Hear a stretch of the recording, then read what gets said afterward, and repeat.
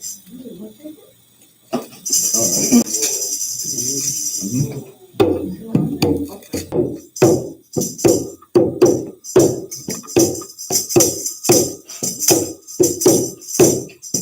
one of the scribes came and having heard them reason together, and perceiving that he had answered them well, asked him, which is the first commandment of all?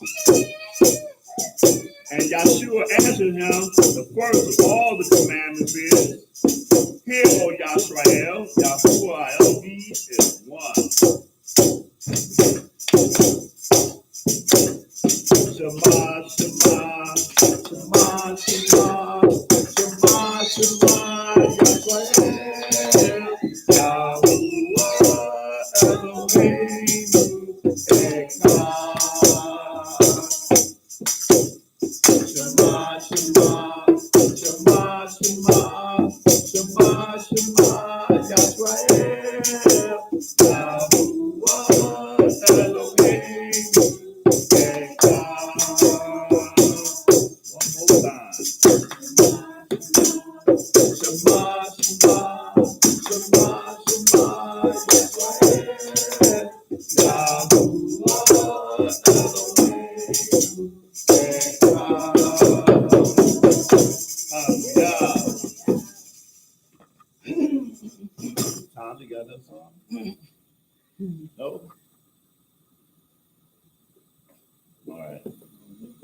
This is Shabbat. This is Shabbat. That Yah has made, that Yah has made.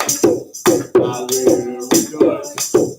I will rejoice and be glad in it. And be glad in it. This is Shabbat that Yah has made. I will rejoice and be glad in it. This is Shabbat. This is Shabbat that Yah has made. Come on, side. This is Shabbat. This is Shabbat that Yah has made. That Yah has made. I will rejoice. I will rejoice and be glad in it. And be glad in it. This is Shabbat that Yah has made. I will rejoice and be glad in it. This is Shabbat. This is Shabbat that Yah has made. Hallelujah.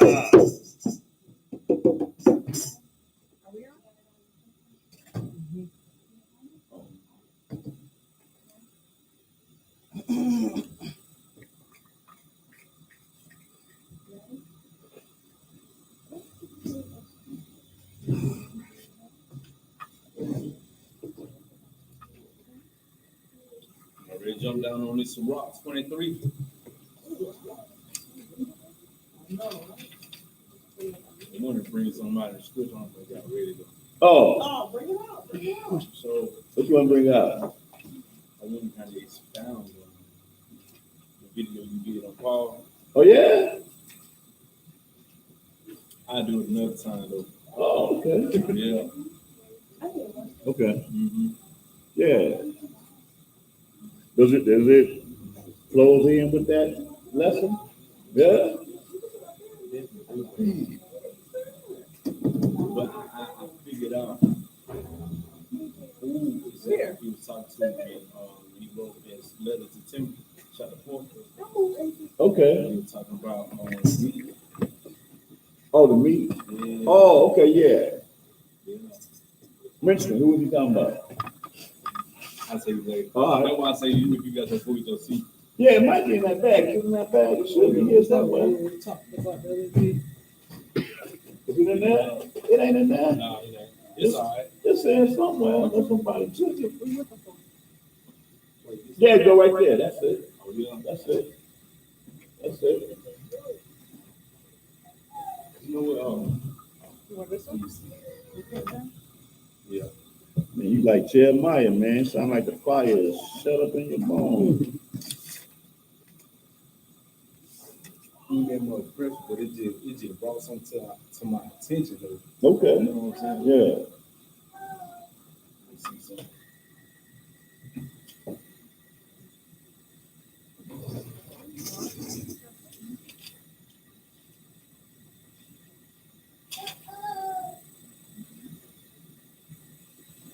All right, look, check this out. I'm gonna do this thing a little different. We're gonna take the thing 1 Timothy 4:4 real quick. Okay. All right.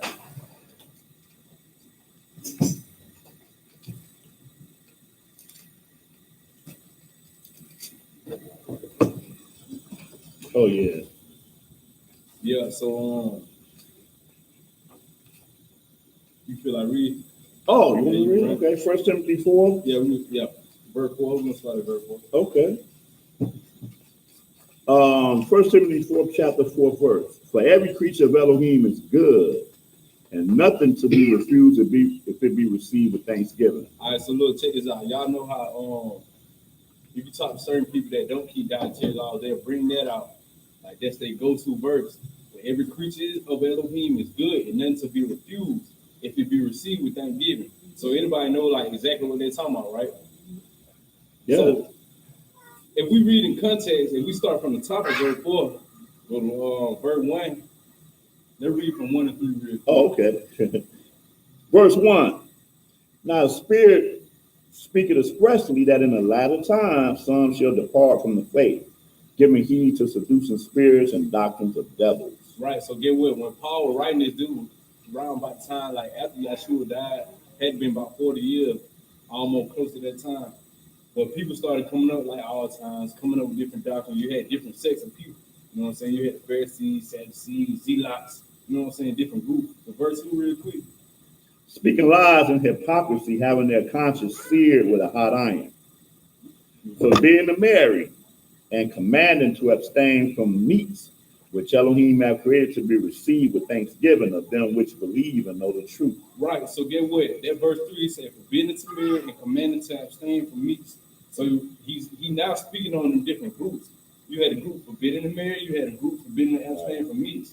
And I always try to figure out, since I knew exactly what he was talking about right here, I wanted to figure out what group he was talking about. But before we talk about what group he was talking about, let's go to 1 Corinthians 10 and 25 to kind of get the fullness of why he wrote this to Timothy. Because he wrote this in his other letter. 1 Corinthians 10 chapter. Right. So, like we already know that Timothy 4:4 ain't telling, he ain't saying that you can go eat unclean meat. He's talking about, he's speaking against the people that was promoting veganism. You know what I'm saying? 10, chapter 20. 10, verse 25. Okay. 1 Corinthians, the 10th chapter and 25th verse. Whatsoever is sold in the shambles that eat, asking no question for conscience sake. Right. So whole time, Paul telling people, he telling the Corinthians, hey, no matter what these groups talking about, if you go to the market and you find some, go ahead and eat it, but don't ask no question for your conscience sake. Matter of fact, go ahead down to 26, 27, then 28. For the earth is Yahuwah's and the fullness thereof. If any of them that believe not bid you to a feast, and you be disposed to go, whatsoever set before you, eat, asking no question for conscience sake. But if any man say unto you, this is offered in sacrifice unto idols, eat not for his sake that showed it, and for conscience sake. For the earth is Yahuwah's and the fullness thereof. Right, so whole time, and people will take this and go hard with it too, saying, oh, yeah, we can really eat whatever we want. By what Paul said, right? Right. But y'all remember what Peter said about Paul in chapter 3, right? Right. Anyway, that was the deal. People was going to the market buying meats. Certain groups were like, no, don't buy them meats. They sacrifice the idols. Then turn around, you'll go to a feast, and you might be there with people who don't believe the same thing you believe. The meat that they cooking, like, he wasn't talking about they eating pigs, anything, but if it was clean meat, according to Leviticus, that is possibly sacrifice the idols. Because there wasn't a lot of people doing that. People sacrificing way back in Mesopotamia, you know what I'm saying? Right. But that's something deep within itself, the sacrifice, where that came from. I ain't gonna get into that right now. But to be all the way short with you, I came to the conclusion that Paul was talking about James. You feel what I'm saying? And I'm gonna explain why he was talking about James. Matter of fact, let's go to Acts 15 and 20. Oh, I don't know why some been on me to read Acts. And you said the same thing too, Eric, like on a separate occasion.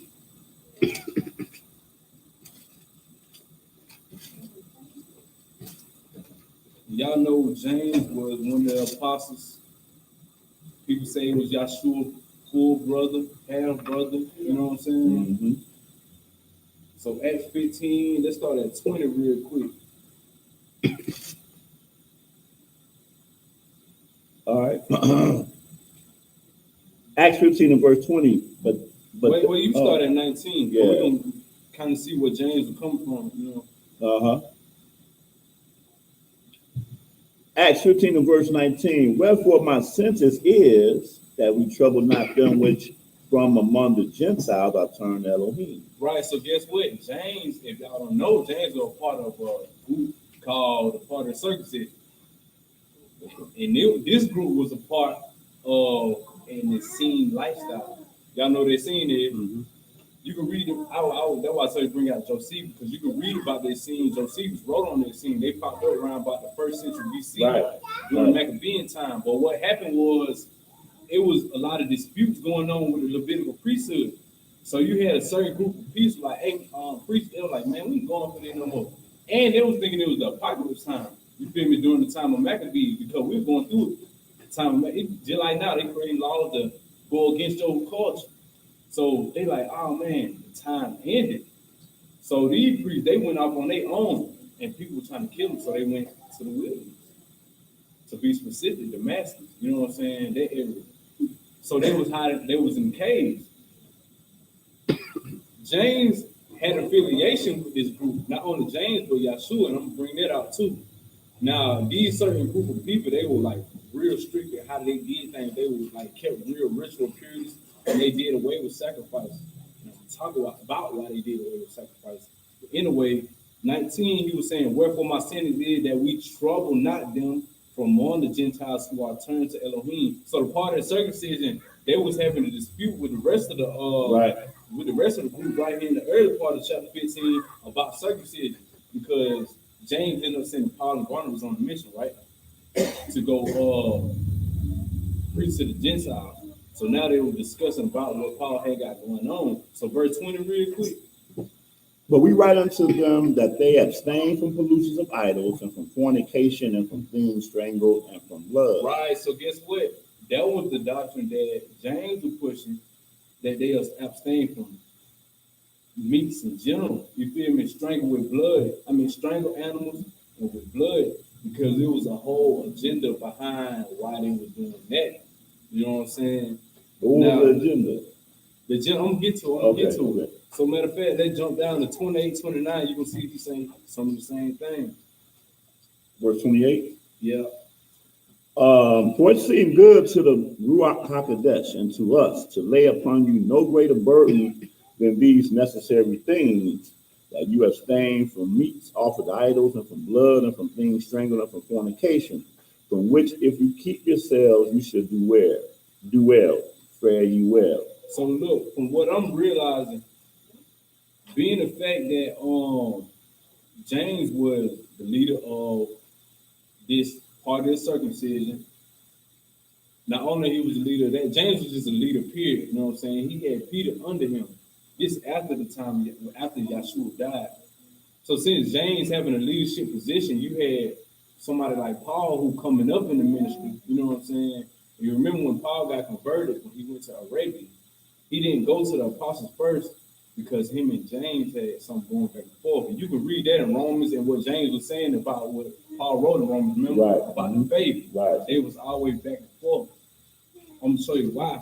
But by the time Paul came around, James ended up sending Paul and Barnabas on a mission for their ministry with the Gentiles. But James was really stressing, hey, listen, I want y'all to keep it this certain type way, because James and the disciples, they were accustomed to what the Essenes had got going on. And I'm going to show you the similarities from the Essenes, you feel me, from my notes, And y'all tell me how similar this sounds to what the disciples had got going on. Because remember, when the disciples were going around town to town, they was going town to town to different places, and they had refuge, like places of refuge throughout every area that they were going. Right. And they had to be funded by somebody. So look, in the book of Josephus, with the war, chapter 2, matter of fact, so look, in my notes say there were a group of priests of a few good men who broke away from the temple during the time of the Maccabees in 135 BC. What fault did they see in other priests? They went to the wilderness and prepared to wear Yahuwah. Same thing with John the Baptist did, right? Right. So they had small communities set up in the wilderness throughout parts of Israel and Judea. They were places of refuge for them. They remained as an opposition to the priestly hierarchy. So there was an opposition to what the real, like the actual temple had got going on. So look, they led by a righteous teacher, right? They had a treasurer who held a common purse. Same thing with the Yahshua and the disciples had got going on. They shared their wealth with each other, but there was a brotherhood. They always had, this they're seeing, they always had a legislative council of 12 men. You know what I'm saying? Kind of the same template the disciples used. They practiced an extreme form of service to the Most High. They went hard for the Most High. Rejected wealth, you know what I'm saying? They married to procreate, but they withdrew from their wife for long periods of study, you know what I'm saying? Or for praying. They worshiped in separate assemblies, celebrated a ritual communal meal, kind of like what we saw on Passover before Yahshua died. They always ate together, you know what I'm saying? They saw themselves as part of stepping into the new covenant. They opposed the temple hierarchy, believed in both the spirit of Yah and human spiritual essence, so they really tried to get away from just the carnal teachings to stepping into like actual spirituality. They interpreted old texts, right, to fit the events of their time, because they always quoted. We see how Yahshua always quoted, you know what I'm saying, old scripture, especially for Isaiah when he was getting tempted by the devil, right? Okay, and they did not teach animal sacrifice. Boom, that's what their scenes had got going on.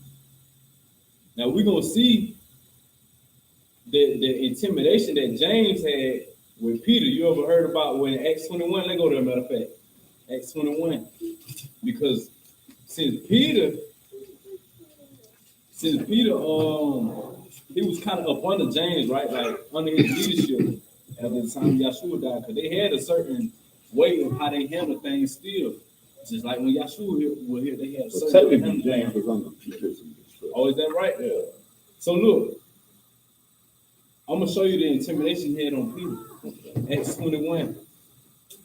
And we started on verse 17. Now, this was the part of the circumcision. Okay. Acts 21 and 17, and we will come to Jerusalem, the brethren received us gladly. And the day following, Paul went in with us unto James, and all the elders were present. And when he had saluted them, he declared particularly what things Elohim had wrought among the Gentiles by his ministry. Actually, I went to the wrong thing, but I'm we can about to read this say, too. We can yeah. read this too, though, because this right here kind of showing the authority that James had. Now, Paul's trying to, Paul really was intentional with mingling with Peter, because Peter had a big following. You feel what I'm saying? So right here, what we about to read is something they kind of chastised Paul about. So guess what? When we be reading what Paul be saying and it sounds confusing, like you said, it really is him saying what he's saying. We be trying to mix it like, oh no, he ain't saying that. Right. He really was saying what he was saying. Because Right. if we confused now, we can see how they was confused back then. Right. You know what I'm saying? So if they're confused back then, we showing up confused now. So get what we started, what we left off? 21 and 18. Right. 19. 21. Yeah, start there. 18. Now we still gonna be here? Yeah. Okay, verse 19. Okay, yeah. And when he had saluted them, he declared particularly what things Elohim had wrought among the Gentiles by his ministry. And when they had heard it, they glorified the master, said unto him, Thou seest, brother, how many thousands of Yahudi there are which believe, and they are all zealous of the law. Right, so guess what? Right here, Paul was telling the other disciples what he was doing on his mission with the Gentiles. And we're gonna read part in 21 real quick. And they are informed of thee that you teach all the Yahudi which are among the Gentiles to forsake Shemaiah. Right. So guess what? The other Jews that was in these Gentile nations that was noticing, hold on, this man going around teaching these Gentiles to go against what the laws Moses taught. Right. Listen, that's why a lot of people feel about Paul now, because this was what was really going on. You can see what James was saying. So pick up in the middle of that. Saying that they ought not to circumcise their children, neither to walk after the customs. So Paul was out here telling these folks, hey, you ain't got to circumcise, you ain't got to walk out the customs. Blah, blah. They keep going, 22. What is it therefore? The multitude must needs come together, for they will hear that you are come. Mm-hmm. Do therefore this that we say to thee. We have 4 men which have a vow on them. Them take and purify thyself with them, and be at charges with them, that they may shave their heads, and all may know that those things where they were informed concerning thee are nothing, but that thou thyself also walkest orderly and keepest the law. So you can see James really chastising Paul right here. He's saying, well, since you telling them these folks this and that, I got some Nazarites right here who took up the vow. You go with them and purify yourself with them, and show these Gentiles, even you yourself are law under Shemaiah. You know what I'm saying? So that he wasn't showing the Gentiles, he was showing the elders. Right. Well, that was what he wanted to show. Wanted Paul to just really display that about himself, because it was contrary to what he was teaching other people. You know what I'm saying? Uh-huh. So, right. So we had started at 24. Mm-hmm. They go to 25 right? Okay. As touching the Gentiles which believe, we have written and concluded that they observe no such thing, save only that they keep themselves from things offered to idols, and from blood, and from strangle, and from fornication. Right. So guess what? James is still giving that mandate to Paul.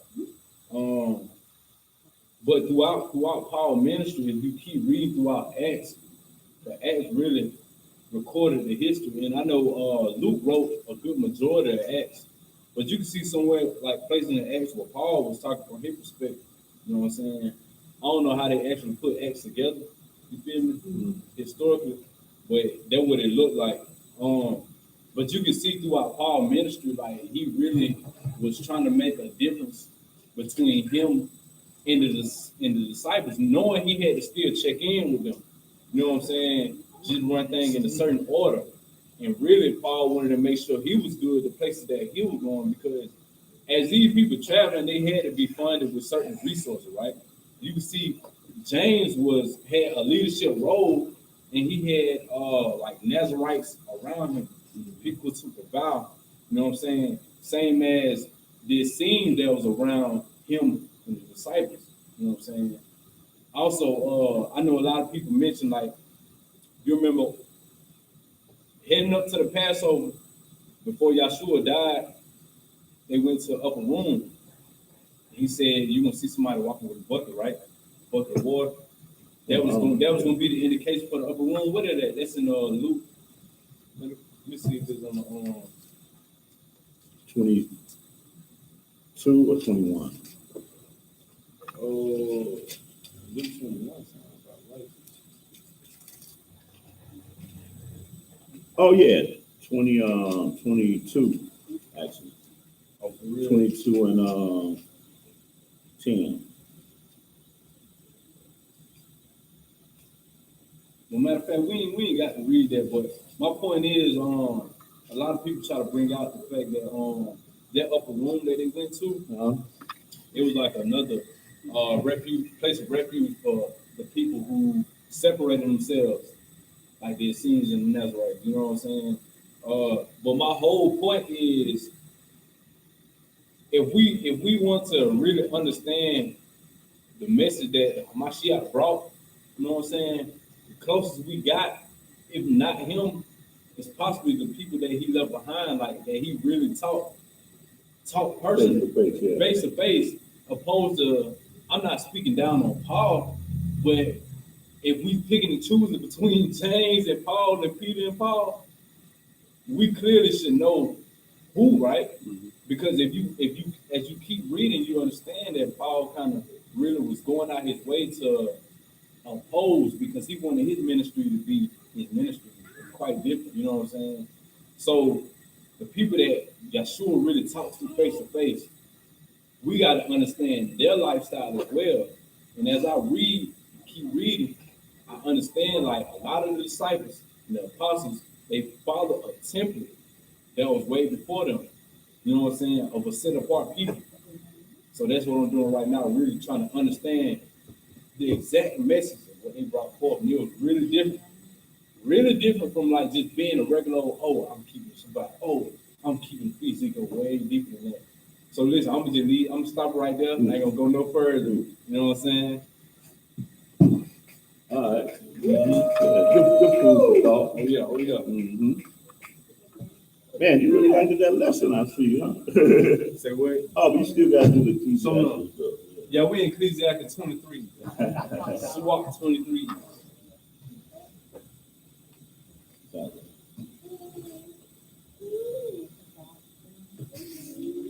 I believe we're in 23. Yeah. All right, from the top, O Yahuwah, Father and Governor of all my whole life, lead me not to their counsels, and let me not fall by them, who will set scourges over my thoughts, and the discipline of wisdom over mine heart, that they spare me not for mine ignorance, and it pass not by my sins, lest my ignorance increase, and my sins abound to my destruction. And I fall before mine adversary, and my enemy rejoice over me, whose hope is far from thy mercy. O Yahuwah, Father and Elohim of my life, give me not a proud look, but turn away from thy service, always a haughty mind. Turn away from me vain hopes, Concupiscence. compute, that ain't gonna go with my speech impediment. And thou shalt hold him up that is desirous always to serve you. Let not the greediness of the belly nor lust of the flesh take hold of me, and give not over me thy servant into an impudent mind. Hear, O ye children, the discipline of the mouth. He that keepeth shall never be taken in his lips. The inner shall be left in his foolishness. Both the evil speaker and the proud shall fall thereby. Ooh, man. Hold on real quick. So look, what they got going on, I was dealing with this week too, though, for real. Really just knowing when to be quiet, man. You know what I'm saying? Because we really got a whole, where is that scripture in Matthew? Where basically Yahshua was saying we're going to be held accountable for every idle word that comes out of our mouth. Man, that's so scary. You know how much I be talking? Man, there's so many words I got to be held accountable to. Ain't talking about nothing, man. That's what that be the lust of our flesh too. Just like the things we put in our mouth and come out our mouth, the things we be eating, that is lustful. That's what I was getting to earlier with understanding how the disciples, the apostles work. You know what I'm saying? Right. Discipline. Right. Discipline, purity, and not being lustful at all. And lustful ain't just talking about just looking at a woman. I'm talking about lusting over certain dietary things, lusting over words that come out your mouth. But anyway, verse 9. Accustom not thy mouth to swearing, neither use thyself to the name of the Holy One. Just like Yahshua real quick. It ain't a sin to swear, but if you do swear, you balance to that, right? But Yahshua straight up said, "No, you don't do it at all, right? Because you don't know yourself like that, right? You gotta know when to shut up." Yeah. Verse 10: For as a servant that is continually beaten shall not be without a blue mark, so he that swear and name Elohim continually shall not be faultless. Wow. A man that use much swearing shall be filled with iniquity, and the plague shall never depart from his house. Just like that one man that had to give a hit that came out his house. Right. Dang. If he shall offend, his sin shall be upon him. And if he acknowledge not his sin, he make a double offense. And if he swear in vain, he shall not be innocent. but his house shall be full of calamities. There is a word that is clothed about with death. Elohim grant that it be not found in the heritage of Jacob. For all such things shall be far from the righteous, and they shall not wallow in their sins. Use not thy mouth to intemperate swear, for there is a word of sin. Remember thy father and thy mother when thou sit among great men. Be not forgetful before them, and so thou by thy custom become a fool, which that thou had not been born, and curse the day of thy nativity. The man that is accustomed to he got words in him. Yeah, that's a new one today. for me too. Opprobrious. Opprobrious, opprobrious, actually. Words will never be reformed all the days of his life. Two sorts of men multiply sin. Oh man, we need to look that one up. I don't know what that word means. Yeah, let Yeah. Man, That's that's one I never heard. yeah, I never heard that one before either. Both up. Cynthia's on it. She on it? Oh yeah, that boy Ciroc was a scholarship. Wow. Dictionary, I ain't heard that. Wow. Webster wasn't up on that one. Expressing scorn or criticism. Oh. Another said abusive, derogatory. So that person ain't gonna never be reformed all the days of his life. That's deep. So do that mean we gotta start roasting folks? Joking.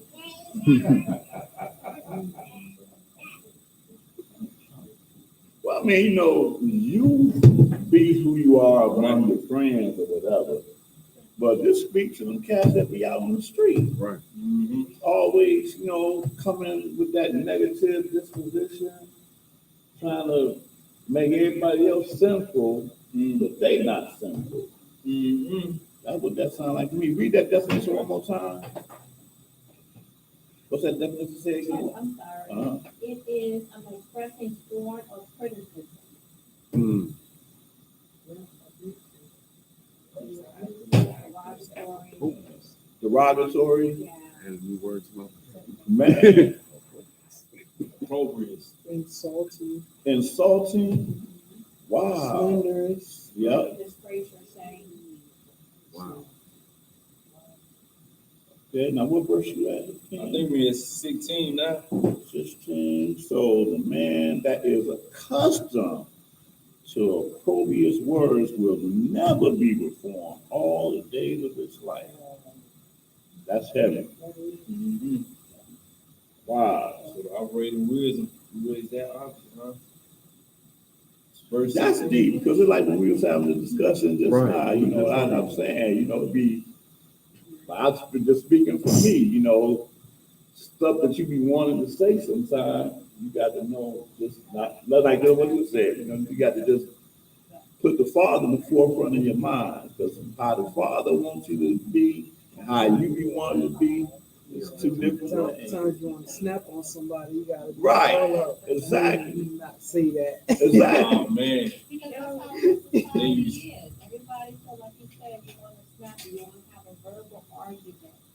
And you want to bring that person to shame. You Right, want to yeah. And criticize Yeah. them to build yourself up. Right. And to, to prove your point and to make them look bad. And that's what the world has come to.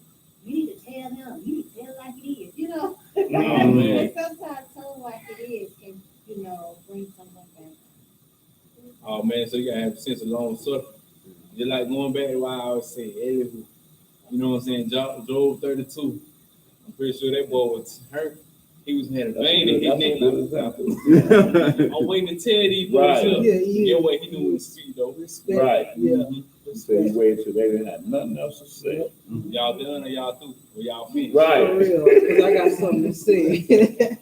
That's a good example, man. Real good Down example. here, it says, frequent offensive calling with anger and annoyance.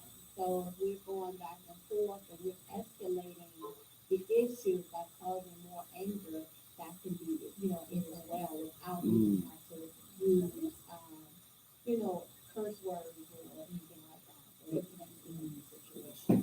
That's what we was talking about. The soft answer turns away Right. wrath. Mm-hmm. You know, and then I thought about being swift to hear, slow to speak. Right. Yeah. And all those things that come all together. Yeah. Come right together. Wow. So the ones in the highways and byways need some self-evaluation, man. Oh They yeah. pointing no A elbow. little Oh, yeah. boot Hey. camp, a little boot camp. Look up that boot. Verse 16. Two sorts of men multiply sin, and the third will bring wrath. A hot mind is as burning fire. It will never be quenched till it be consumed. A fornicator and a bite of his flesh will never cause or cease Right. till he have kindled a fire. All bread is sweet, so a whoremonger, and he will not leave off till he die. A man that break wedlock, saying thus in his heart, who see me? I am compassed about with darkness. The walls cover me, and nobody see me. What need I to fear? The Most High will not remember my sins. Right. Right. Such a man only fear the eyes of men. Right. nor- Mm. My eye cheek. Such a man only fear the eyes of men, and knoweth not that the eyes of Yahuwah are 10,000 times brighter than the sun. Woo. Beholding all the ways of men, and considering the most secret parts, Man. I see you. Yep. He knew all things ever they were created. So also after they were perfected, he looked upon them all. This man shall be punished in the streets of the city, and what he suspect not, he shall be taken. Thus shall it go also with a wife that leave her husband and bring in an heir by another. For first, she had disobeyed the law of the Most High, and secondly, she had trespassed against her own husband, and thirdly, she played the whore in adultery, brought children by another man. She shall be brought out into the congregation, and the inquisition shall be made of her children. Her children shall not take root, and her branches shall bring forth no fruit. She shall leave her memory to be cursed, and her reproach shall not be blotted out. And they that remain shall know that there is nothing better than to fear Yahuwah, Mm. and that there is nothing sweeter than to take heed unto the commandments of Yahuwah. It is great glory to follow Yahuwah, and to be received of him is long life. Wow. Oh yeah, well, it's That was good to give you powerful. self-preservation. Long life. Hey. Man, look, there was a point in time where people were really living them all Right. them years, Yeah. especially during the antediluvian period. Man, Yeah. keep yourself. Woo. Yes, sir.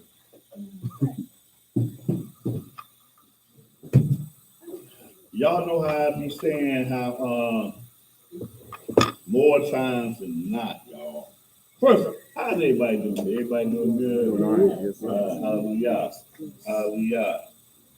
I be saying it'd be crazy how every time we read a chapter in Sirach, there's something in there that fits the lesson.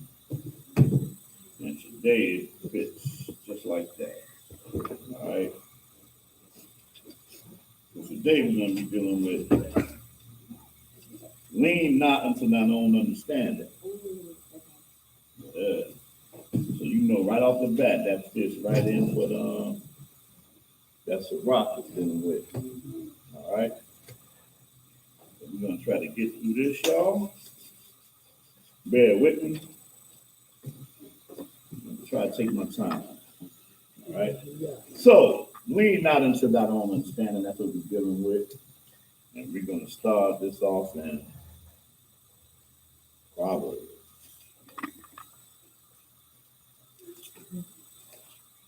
Yep, lean not unto thy own understanding. It's weird how my eyes will see something else. Yeah, we're gonna start our Proverbs. This, what I'm gonna say, is not where we were gonna start at, so I just haven't turned to it and my eyes were fixed on it. But I'm gonna start here. We're in Proverbs, the second chapter.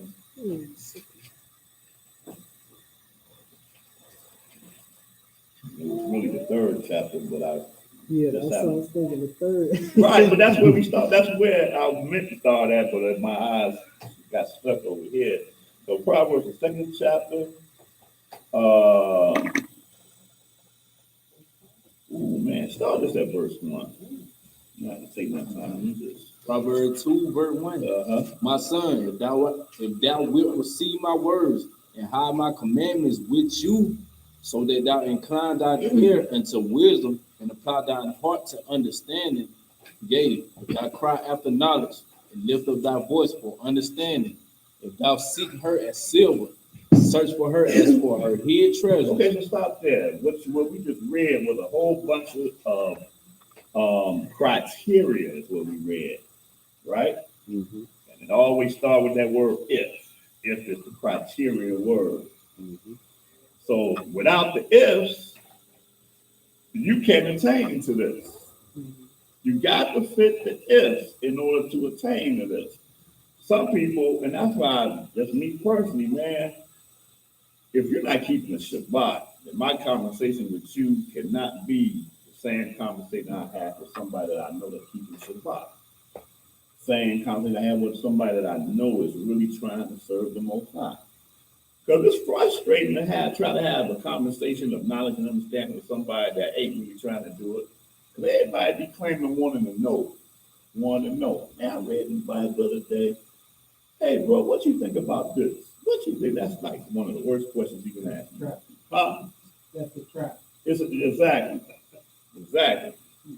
Because right off the bat, you're trying to put my spirit somewhere where it really don't need to be going. But that's what it does. It sounds innocent, but it ain't really innocent because we're dealing with a whole type of spirit.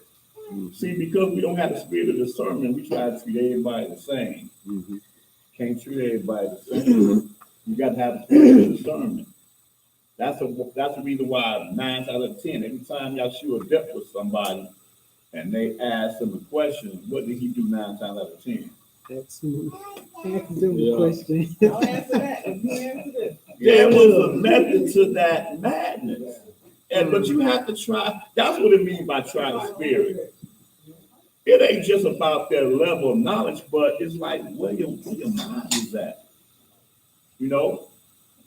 When, just like what we just read just a second ago, when somebody say something way out of whack, understand, it's just somebody that really is trying to follow the Father, or just somebody that's speaking something out of their mind.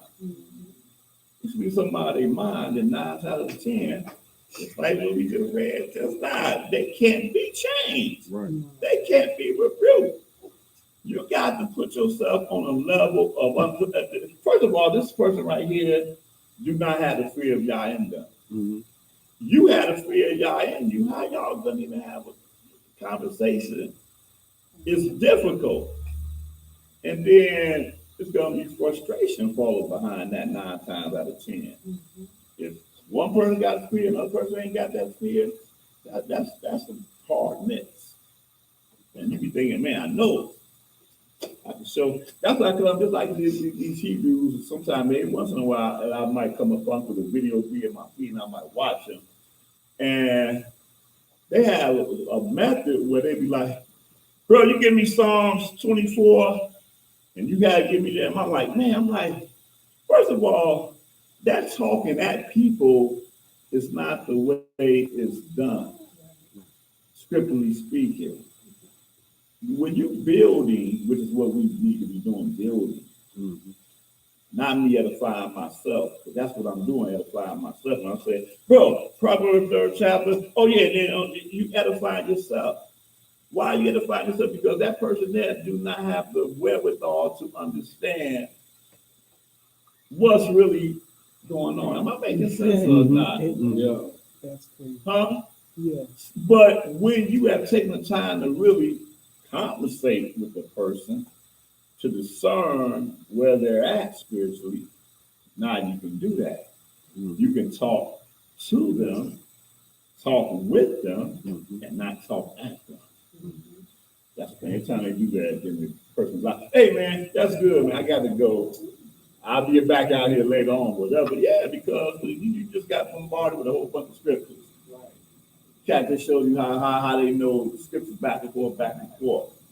But if building is a two-way street, it's a conversation, because you don't know where to go with that person just because you got the scripture that fits whatever they're talking about.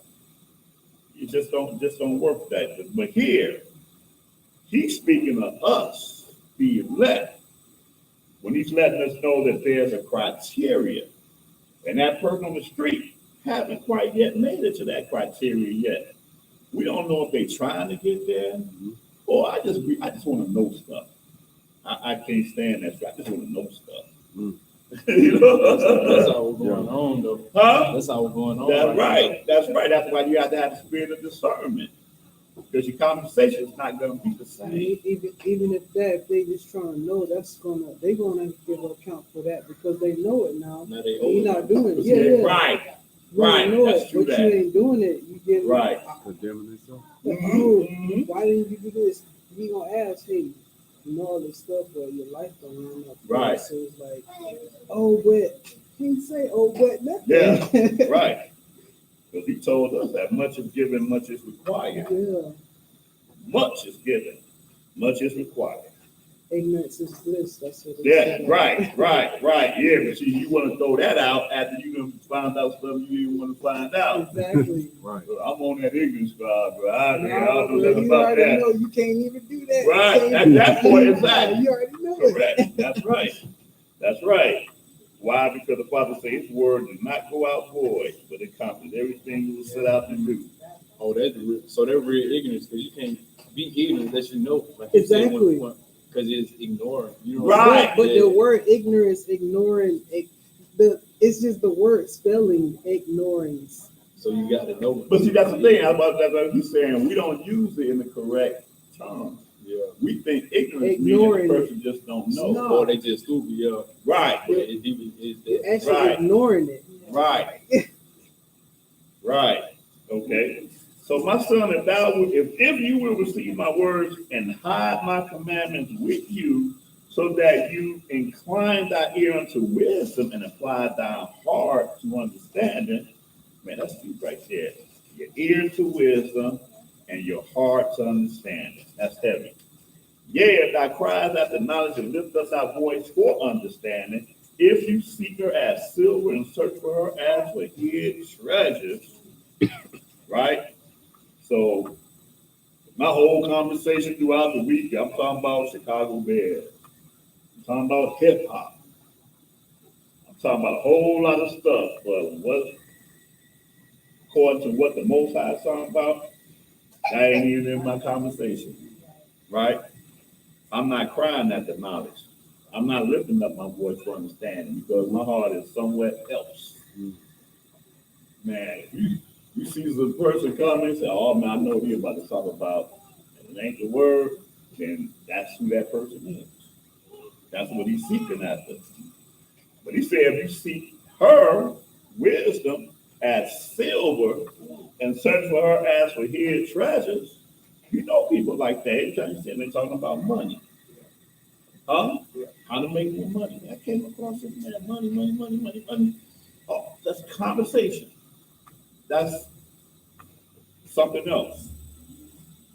It says, provide, then shall you understand what? The fear of Yahweh. That's cold-blooded, man. Cold-blooded. That's cold-blooded. Then, why? Because the fear of Yahweh is what?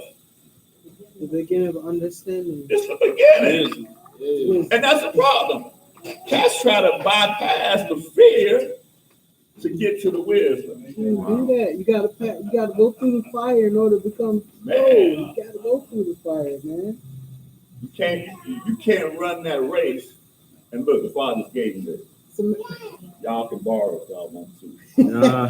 Y'all can borrow it. You gave it to you. You can't run that race until you first do what?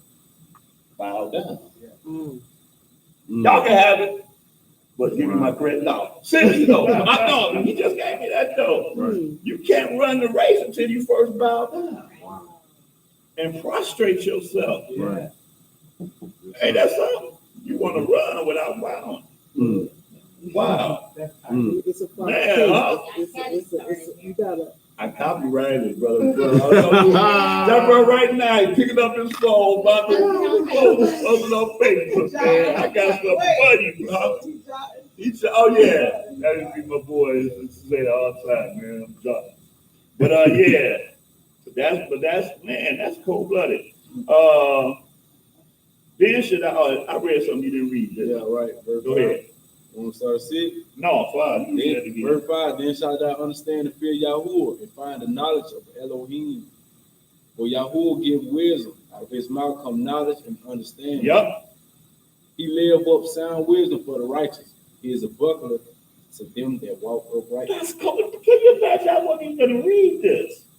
I could close the whole book after this chapter. Oh He man. didn't say I don't lay up sound wisdom for everybody, for the righteous, which is the one that fears him. Yeah. He is a buckler to them that walk uprightly. Verse 8. He keep the paths of judgment and preserve the way of his saints. Then shalt thou understand righteousness and judgment and equity, yea, every good path. When wisdom enter into thine heart and knowledge is pleasant unto thy soul, discretion shall preserve you, understanding shall keep you. Man, this is almost like what we've been talking about. And I didn't even have this in the lesson. Yeah, Talk about that discretion, but we're not talking about discretion. yeah. Without discretion, Jack, you feel like anything that comes in your mind, you can just say it out your mouth. Or like you're saying, rebuke people and this, that, or the other. But you got to have that discretion. Discretion and discernment. That comes through the wisdom of the Most High and no place else. So discretion shall preserve thee, and understanding shall keep thee. Go ahead. To deliver you from the way of the evil man, from the man that speaks forward things. Woo! So see, that's the thing. When that man speaking forward things, we allow ourselves to be affected by that. You know, I'm all down the street. Look at Josiah. He's this, that, and the other, right? And if there's anything within my power to just keep walking, or on Facebook, just blah, blah, blah, blah, blah, whatever. Now I got to be like, am I going to respond to this? Right. You know what I'm saying? And before I even had a chance to think about it, here I go. That's not wise. That's not wise at all. It's not wise at all. You got to let the Father let these people, because these people, first of all, you fear Yah. You're supposed to fear Yah. These people don't fear Yah. How you gonna fight against a person that has no fear of the Most High? You can't. Not a good fight. Not one, huh? It's ugly. It's not one that you should even entertain, right? But it said to deliver thee from the way of the evil man, from the man that speaks forward things. Because you don't speak forward things. You ain't the one that's out here causing that type of reckless trouble, you know. And we do it. Why we do it to keep ourselves from being embarrassed. First, we do it to make ourselves look good and make that person look less than you to everybody else. Wow. Verse 13. Who lead the paths of uprightness to walk in the ways of darkness, who rejoice to do evil and delight in the frowardness of the wicked. Yeah, because you know, just like right now with entertainment, TV, media, and everything, man, this is how I get my money. This is how I get my money. This is how I get popular. This is how I get popular. Think about cats that's preaching right now. I ain't even talking about just in the truth. Just in general. Yeah, cats like this boy from Philly. The one who sound like his voice sound like the sergeant from the Soldier Story, or the father from Color Purple, Mr. Father. You know what I'm talking about? The dude in Philadelphia, what's his name? And I'm sorry I had to call him out. From Philadelphia, what's his name? The Way of Truth, the one that sound like this. I'm telling y'all that there's all these harlots out here. You know what I'm talking about? Y'all know what I'm talking about? Jennings is his name. He came before my mind. I'm trying to sound just like him, bro. He sounds just like this. Y'all don't know who Jennings is. He's from Philadelphia. Hey, Lord. But you know who he is, right? Right. Did I sound like that kind of? You sounded like the dude from Color Purple, the one that played Mr. Father or a Soldier Story.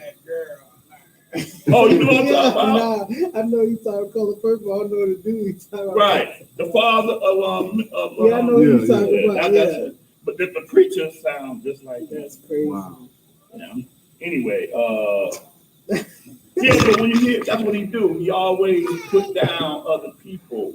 9 times out of 10, when you hear him preaching, he's putting down other people. That's what he do. All right. Gino, That's great. Huh? Gino Jennings. What's the name? Gino Gino Jennings. Yep. Out of Philly. That's wow. All right, y'all, but we're gonna start right there. Let's go into that next chapter, the 3rd chapter, Proverbs, to the regularly scheduled program, but the Father do something deep out of that passage. That was Wow. I need to get up and read that passage every morning this week. All right, Man, Proverbs 3rd chapter, let's start at verse 1. Verse 1, my son, forget not my law, but let thine heart keep my commandments. For length of days and long life and peace shall they add to you. Let not mercy and truth forsake you. Bind them about your neck, write them upon the table of your heart. Right, and that's what, so again, we talk about mercy and truth. Mercy and truth is what one who knows the Father. Because when you fear the Father, man, you find yourself in a relationship with the Father that just can't even be explained. But that comes from fear. Nothing else, from fear. Fear above self-righteousness. Mm-hmm. It's fear is just it. Yeah. See, the fear is what, we were talking about this earlier, the fear is what allowed me to sit up here and not say, not even give an impression that I'm perfect and all. Not even give that impression. Just be, man, Father is so merciful that he's able to look past whatever that I got going on that I know I need to get rid of and put it to rest. That's who we supposed to be. He says, because when we're like that, verse 3 says, let not mercy and truth forsake thee. So in other words, this mercy and truth that the Father had put in me is what's going to allow me to just be able to have mercy. We talked about this earlier, on those who do not know Yah. Does that make sense? Huh? When that person's speaking out against you, but they don't know Yah, your mercy has to kick in. Yeah. That's why he said, let not mercy and truth forsake you. Because if you don't let that mercy and truth forsake you, then you're going to bring, he said, even your enemies are going to have peace with you. I'm paraphrasing the verse. Yes, sir. But that's how it is. Because you can't expect them that don't know nothing to bring forth that mercy. Because they don't know. They are that fourth person that just cannot be repentant of that. Unless the Father calls them to repent. So let not mercy and truth forsake thee, and bind them about thy neck. Write them upon the table of thy heart. Go ahead. Verse 4. Wherefore, so shalt thou find favor and good understanding in the sight of Elohim and man. And man. Both of them. Right? When it says in understanding in the sight of Elohim and man, that reminds me of what the name Yashrael means. Huh?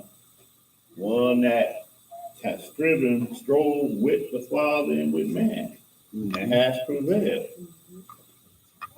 That's how we find favor, by letting mercy and not mercy and truth forsake us. You know what I was thinking about that earlier about that the words that we do that's recognized by man, they show no recognizable by the Most High.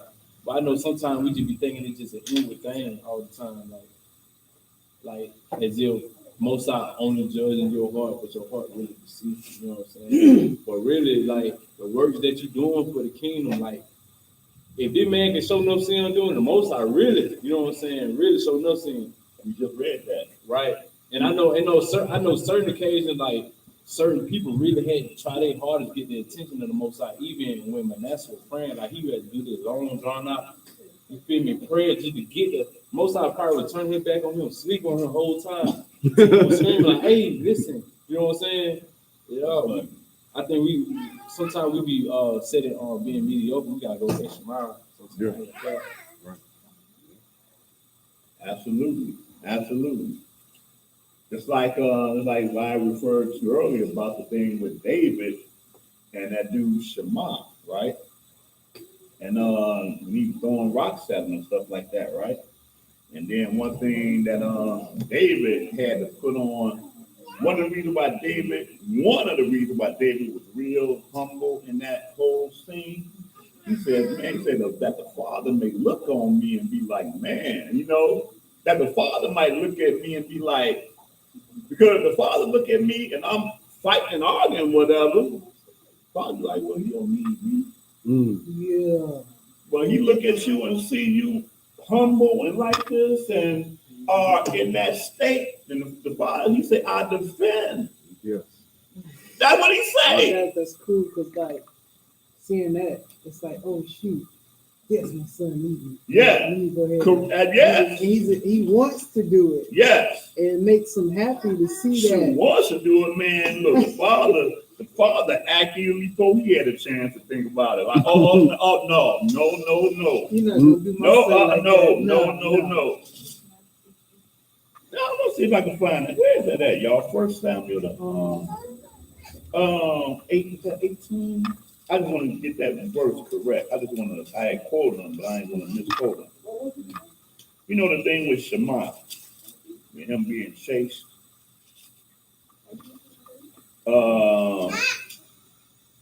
Much as I read that, I should know it off the bat where it is. Huh? Somebody's going to talk. Yeah, you know, when he was with his people being chased off the throne. And, 19. 19. Saul wanted to kill David. No. I'm talking about David when he was chased off the throne by the son. Oh, No, I meant, I might be pronouncing his name wrong. Shimei out. Shimei, that's how you call him. I think that's something like that. Yeah.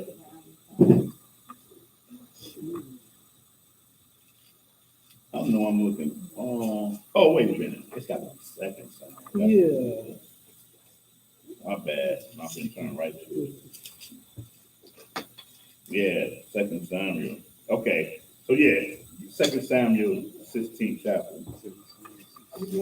Yeah, I just want to get that quote. I was quoting them. Yeah.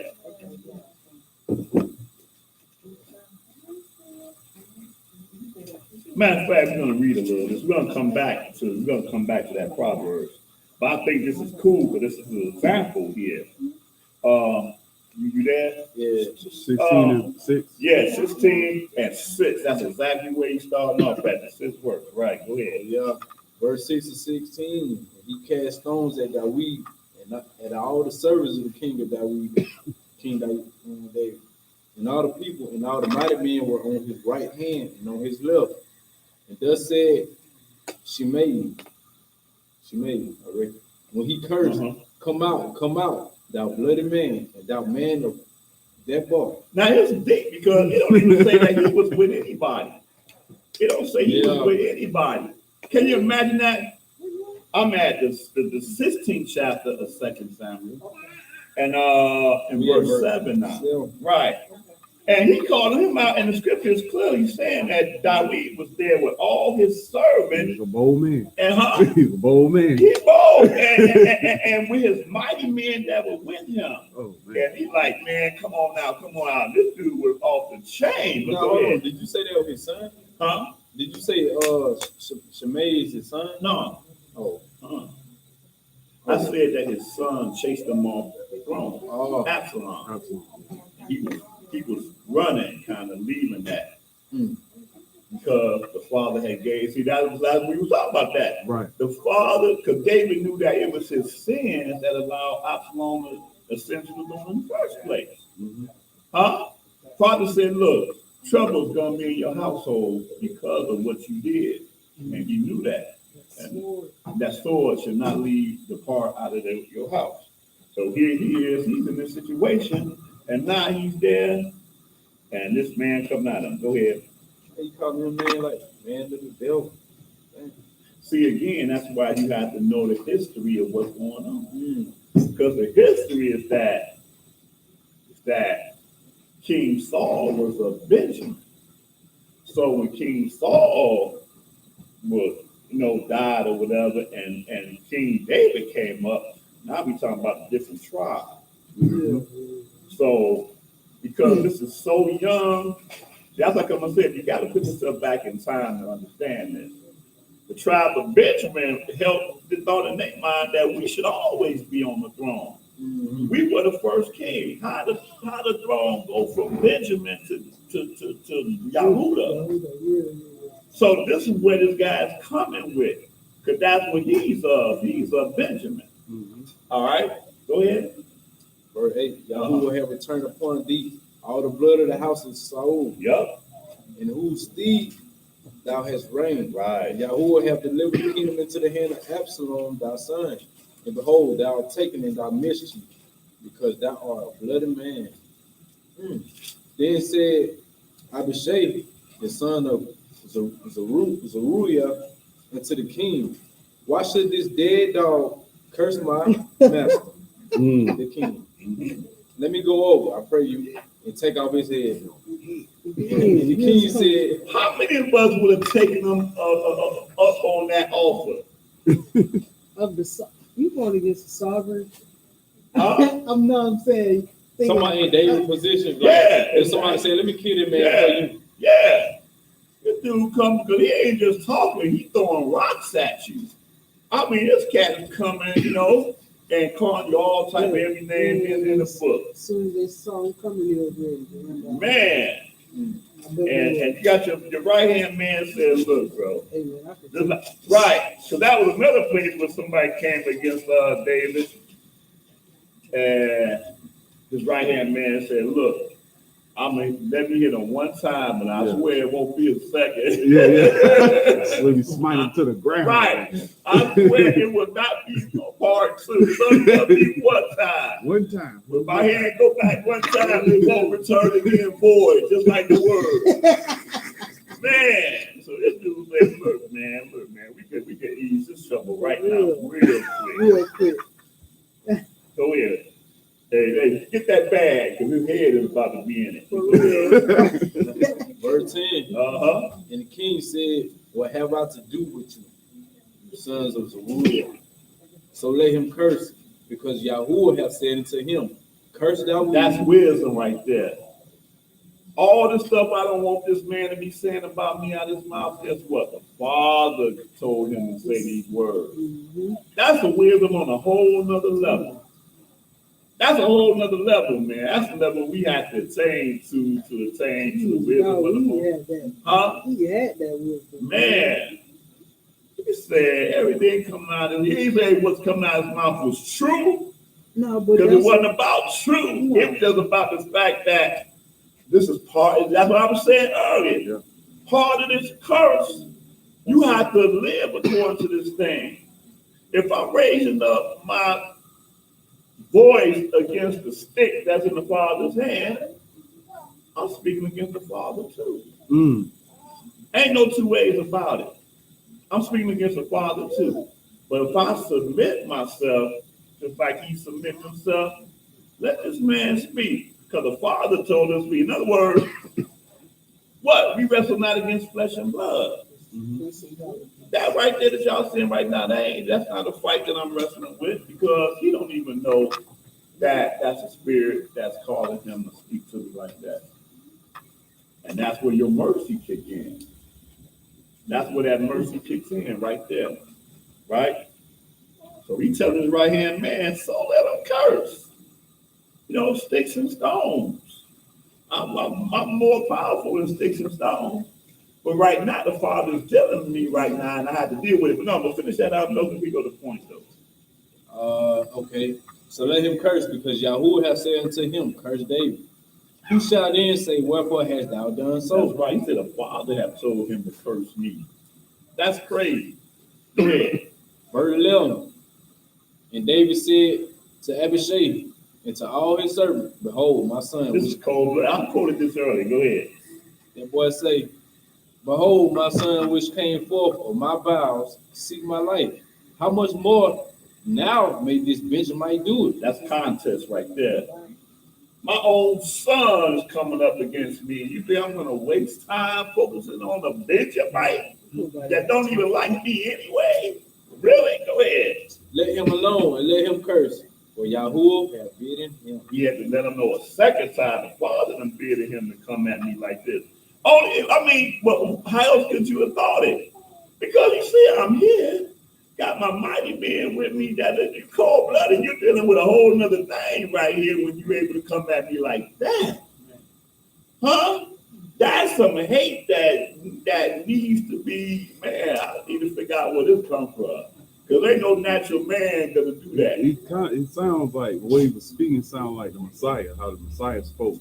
And it was like, Peter, put up your sword. You know what I'm saying? When he cut off that dude. The high Good priest. point. Good reference right there. A good reference right there. So in other words, we know what the Father's plan.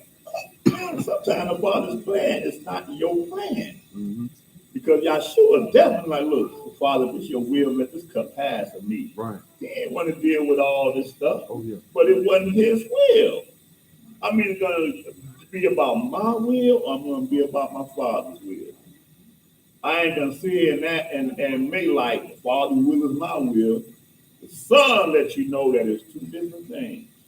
That's cold blooded. It wasn't David's will to be in this situation, even though David got himself in this situation.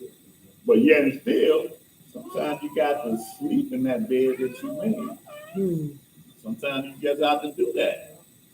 And this is David. Like, man, look, you better not do nothing evil with this man here.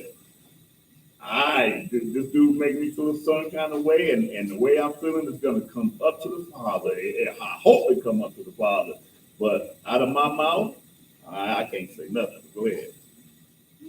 Verse 12. Uh-huh. It may be that Yahuwah will look on my affliction. That's what I'm talking about. And that Yahuwah will require me good for his cursing me days. See that? That's what I'm talking about. That the Father look on me for what I'm dealing with right now, and maybe the Father doesn't act on this swiftly. But if I act on it, ain't gonna be nothing good come out of it. I'm digging a worse hole for myself. Right. So let's go back to that Proverbs 3rd chapter, man. That's something. See, that's what I was saying earlier, man. It ain't just the commandments and the law, man. You got to have the spirit of the commandments and the law to be able to carry out these commandments. So if you don't have the spirit of the Most High to carry out these commandments, then all of this not going to sound good. Like keeping the Shabbat, right? Damn, don't feel like keeping the Shabbat today. I feel like doing something else today. Because why? Because you don't have the fear of Yah in you. You don't have the spirit of Yah in you. So now you are succumbing yourself to a whole different spirit now. But once you have submitted to the spirit of Yah, everything that the Father says is like honey. Sweet.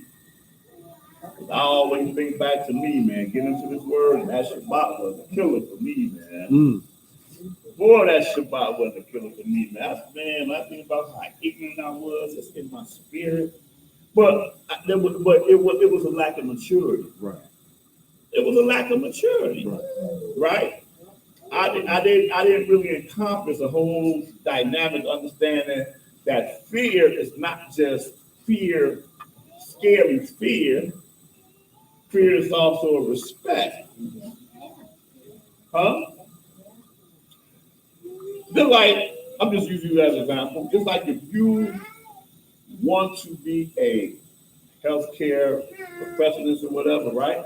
And then just say you have a mentor that's already where you're trying to go to, you're going to look at that person in a certain respect. Yeah.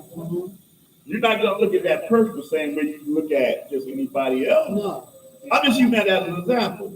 that's right. Just even in school, as a school teacher, you fear your school teacher. Right, right. You feared your school. I ain't feel I my was I know, right? Yeah, I did. I was fearing my daddy in that belt. That's Yeah, what definitely. I was trying to formulate in my mind what you were saying, but it just didn't come out quick enough. Yeah, the school teacher was one thing, but I don't see Miss Jenkins. I see Mrs. My Mama. Yeah, definitely. Now that's weird. That's My thing is like, I can get a whooping, the pain go away. It's short Shit, lived. you needed my mama. You can't see the other side of that pain. You long for it, you want it, but you ain't quite there yet. So I wish I could have thought the pain will go away. The pain don't go away. I'm 56 years old, baby, and that pain has not went away. But I'm sorry, I didn't mean to interrupt you, but Cynthia, you should have went right up the street, man. I was only a few blocks away. Go ahead. No, but I was just saying, I was more so not fear for just getting a whooping, but I was fear for disappointing. Right. Yeah, that too. And Yeah. that was the fear of disappointment. Man, shit, you disappointed my parents. I was slick. I was really slick. I put long down guard. I did everything. Get it soft out. I did everything. I knew how all tricks and books. So it was no, you Cynthia. My Disappointing my parents was the least of my worries. Because I knew when I opened my eyes in the morning, my parents were disappointed. That's so sad. Good. Man, look, you had me a whole hour on that subject. Y'all, look, hey, I slept, y'all disappointed. I'm sorry, y'all disappointed. As long as y'all keep that belt, extension cord, racetrack, switch to yourself, For real. we can deal with this disappointment thing. Oh, man. Come on, man. Y'all help me get me through this. Where we at? Proverbs. Verse 3, verse 6. Yeah, In all thy ways acknowledge him, and he shall direct your paths. Be not wise in your own eyes. Fear Yahuwah and depart from evil. See, that's Selah right there, y'all. In all your ways, acknowledge him, and he shall direct our path, especially in them times of adversity, man. Father, where you at? Where you at? I'm right there with you if you got your mind stayed on me. And what he's saying. In all your ways, acknowledge him, he shall direct your path. Be not wise in your own eyes. Fear Yah and depart from evil. Go ahead. Verse 8. it shall be health to thy neighbor and marrow to thy bones. Honor Yahuwah with thy substance and with the first fruit of all your increase. Okay, that's part of worshiping Yah. Honor him with our substance and with the first fruits of all thy increase. That's one of the first lessons in the Bible, believe it or not. Y'all know that? Huh? Yeah, Cain and I'll think Abel. about them. That's one of the first lessons in the scriptures. Cain and Abel, absolutely. Go ahead. So shall thy barns be filled with plenty, and thy presses shall burst out with wine. My son, despise not the chastening of Yahuwah, neither be weary of his We keep correction. going back to that. The Father's letting us know, y'all, that the Father that put us in this land, he put us in this land for one reason and one reason alone. It's right there. Chastisement. We did not come in this land to prosper. I'm talking about in the same way that everybody else came into this land. We were brought here as chastisement. He must really love us. Man. But look, he said right here, he said, despise not the chastising of Yahuwah. Now, I despise the chastising of my parents, I ain't gonna lie. But now, as a grown You man, appreciate it? huh? You appreciate No, it? I didn't. Oh, you But don't? that's another lesson. That's my own testimony. Oh, I don't man. even want to get too deep in that one. Man. He said, but despise not the chastening of Yah, neither be weary of his correction. Man, that's something, y'all. And how do he correct you? He correct you oftentimes through man. And more oftentimes through a man that serves not the Most High. Ooh, especially Won't that. he do it? Huh? Show Won't he will. do it? He corrects us through the system, right? He corrects us through turning on the TV every evening and seeing what one of us done went through at the hands of whatever, right? All that is correction. He said, despise not the chastening of Yah, neither be weary of his correction. Go ahead. And this is what you just said. Go ahead. For whom Yahuwah love, he correct, even as the Father, the Son, and him he delight. Mm. Let me flip this thing real quick. Verse 13. Happy is the man that find wisdom and the man that get understanding. Absolutely. You can stop there. Hallelujah. Absolutely. Absolutely. Y'all just going to Deuteronomy, the 4th chapter. I didn't have this in here either for some reason. I didn't have it in here. Ain't that something? That's right. You can teach almost this entire book out of this one chapter. From beginning to end. Huh? You see, I mean, Oh, okay. Deuteronomy 4th chapter. You know, go directly to the point, though. Deuteronomy 4th chapter and the 5th verse. What's happening with the flip game, Man, bro? my hands What's so going itchy. on, man? Hands so itchy, they just slide straight past the page. No, I've been eating food. Spiritual food, you know. Verse 5. Behold, I have taught you statutes and judgments, even as Yahuwah my Elohim commanded you, that ye should do so in the land where you go to possess it. Yep. Keep therefore and do this, for this is your wisdom and your understanding in the sight of the nation. And again, this is really why this is my favorite, because it said, this is your wisdom and your understanding in the sight of the nation. Go ahead. We shall hear all these statutes and say, oh man, this is a great nation. Right. It's a wise and understanding people. Uh-huh. For what nation is there so great who have Elohim so nigh unto them? As Yahuwah, our Elohim, is in all things that we call upon him. And see, this is the reason why the Father is not real to the world. Mhm. Because they can't see the Father in his people. Oh, yeah. Huh? Oh, yeah. Oh, yeah. That's the reason why. If the world could see the Father within his people, Mm-hmm. he becomes less of a mystery. I remember we was in the toy store when I was in New York, right? And this lady, Gentile, she had her purses wide open, there's money right there in the purse. I was like, hey man, your purse is wide open. She was like, oh, you what she say? That caught your eye, huh? Like I wanted to steal, like, bruh, if I wanted, I could just did Well, I would like, have been like, you know. yeah, why wouldn't it come out straight up? But it's like, I'm letting you know that your money is showing in your purse. Right. You got all these people in here that can just, somebody can go by you and just slip and Right. get that money out your purse like that. You won't even know that. Damn near accuse you of Yeah. stealing. Yeah, I'm like, Yeah. I'm trying to, they don't see it. Like you say, they don't see it. So Right. it's like, Dang, cuz. I'm sorry to hear that. I get that, absolutely. But you trying to do good and she doggone It's it. so sad. It's sad. for real, man. I've been like, the word is thank you. Yeah. Right. Oh, I mean, quick. The word is thank you, man. And by the way, it did catch my attention. Get a little $6. I'll think about all the stuff I was able to buy out the store with that money. Yep. Wow. That's deep. See, and that's another example of what we just read. Because in all your goods, she's gonna come with something negative. Yeah. Right? And now you are instantaneously made to try to make her understand something that it just wasn't for her to It understand. wasn't at all.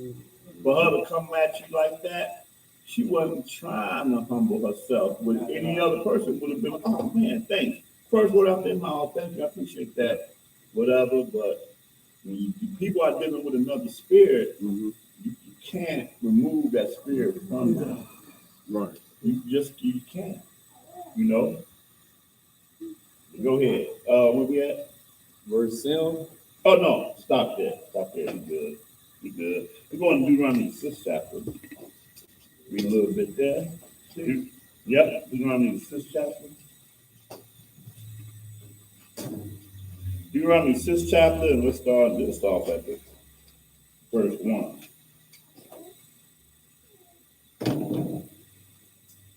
What's this called, Andrea? Yep, Shema. Shema. Deuteronomy 6. Verse 1. Now these are the commandments, the statutes, and the judgments which Yahweh your Elohim commanded to teach you, that ye might do them in the land where you go to possess it, that thou might fear Yahweh your Elohim, to keep all his statutes and commandments, which I command you, thou, your son's son, in all the days of your life, and that thy days may be prolonged. Now this is deep, because I always compare our nation to America just to have a context to it, right? When they drafted the Constitution of this country, I don't recall any of them founding fathers admonishing the people to fear the founding fathers, fear, the justice society, whatever. I don't recall them saying that. But yet you have citizens of this country to this day be like, look, I'm all about the Constitution. I can give you the whole Constitution, all however many amendments there is, I can recount them all. But that's like, man, I don't know if it's fear or whatever, but it's a healthy respect for their founding fathers and the Constitution. Huh? That's crazy. But that's deep, though. Yeah.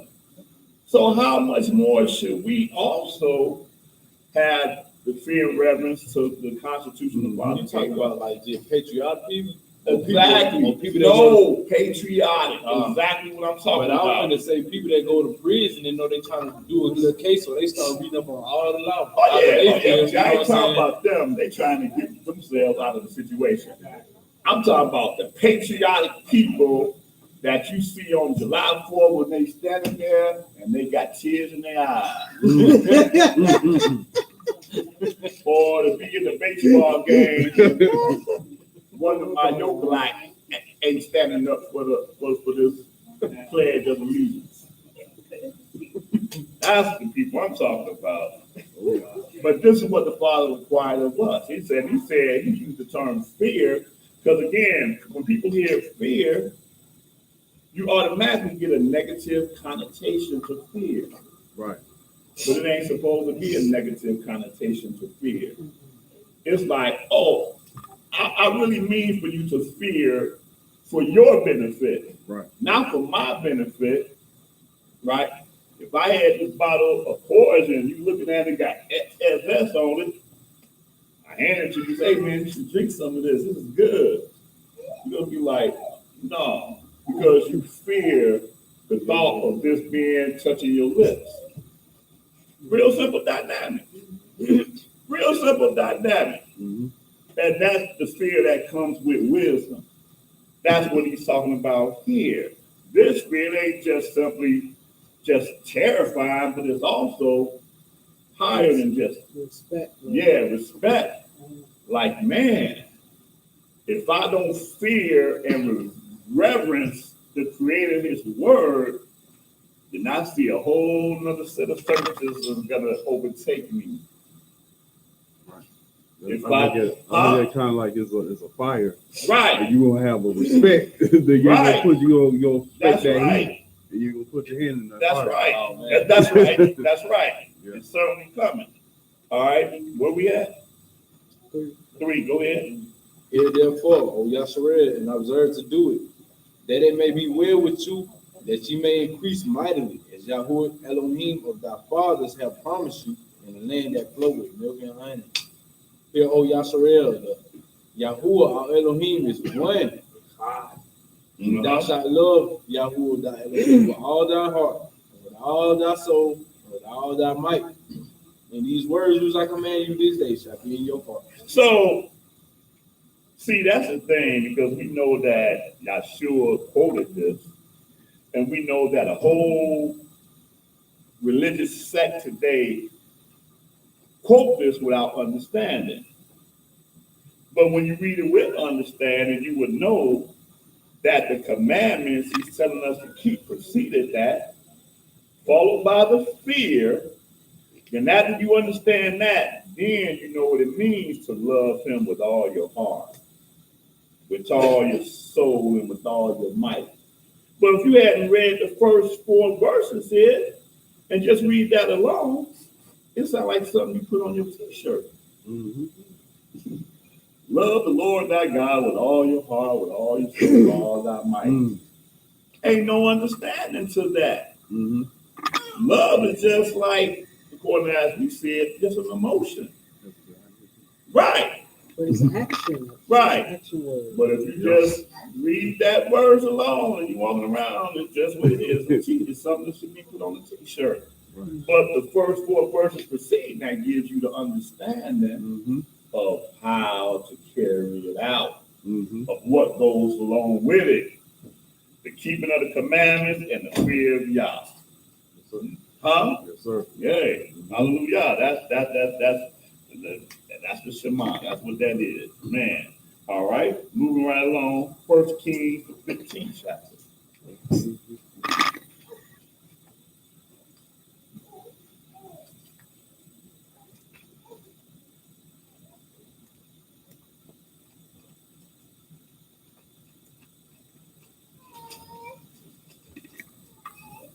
Fifteen and 1. Yep. 1 Kings 15 and 1. 1 Kings 15 and 1. Now in the 18th year of King Jeroboam, the son of Nebat, reigned Abiham over Yahudah. 3 years reigned in Jerusalem. And his mother's name was Maacah, the daughter Maacah. So no, Maacah, the daughter of Abishalom. Abishalom. And he walked in all the sins of his father, which he had done before him, and his heart was not perfect with Yahuwah his Elohim, as the heart of Dawid his father. Nevertheless, for Dawid's sake did Yahuwah his Elohim give him a lamp in Yahushua, to set up his son after him, and to establish Yahushua. Dawid did that which was right in the eyes of Yahuwah, and turned not aside from anything that he commanded him all the days of his life, save only in the matter of Uriah the Hittite. Yeah, I just wanted to read that testimony concerning David here, man. And if David can do it, all of us should be able to do it. Simple as that. Simple as that. If David, and when David messed up, and that was even his messing up, man, that was a thing that also signified his heart being right before the Most High. Because David did not waste no time trying to justify that sin, but humbled himself, as we read just a few minutes ago, and understood that you're going to have to be accountable for that. And David was accountable on a whole nother level, as we just read. We have to have that same type of accountability. Humble himself. Humble ourselves, man, and submit to that chastisement. Because only through that, man, do we come up on the other side of that. And he had that mind of where, like in James, where it says, humble yourself in the sight of all things, and in due time he will lift you up. Right. In due time. Due time ain't our time. Right. That's the reason why I'm so against any of us going to Israel. Because it's clear that we were exiled out of Israel. It's clear. Right. Throughout the scripture. So why you want to go to the place where the Father has exiled you? And he clearly told you how you're going to return back to that land. You know? Right. It's deep. But my thing is, if this word is true, then I can live my whole life never setting foot in Israel. Correct. Yep. If it's fake, then why I want to go to Israel still? Right. Ain't no point in me going there. That's just how I feel about it. There's only one way I wouldn't set my foot in the land. That's the way I read about right here in the scripture. He says, after all the blessings and the curses, Right. That's what he said. Yes, sir. That's what he said. Real clear. All right, but moving right along, y'all. Let's go to Psalm, the 38th Psalm.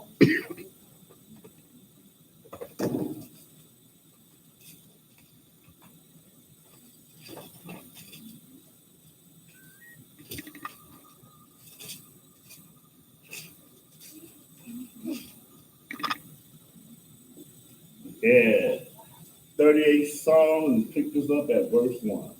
38th Psalm, verse 1. O Yahuwah, rebuke me not in thy wrath, neither chasten me in thy hot displeasure.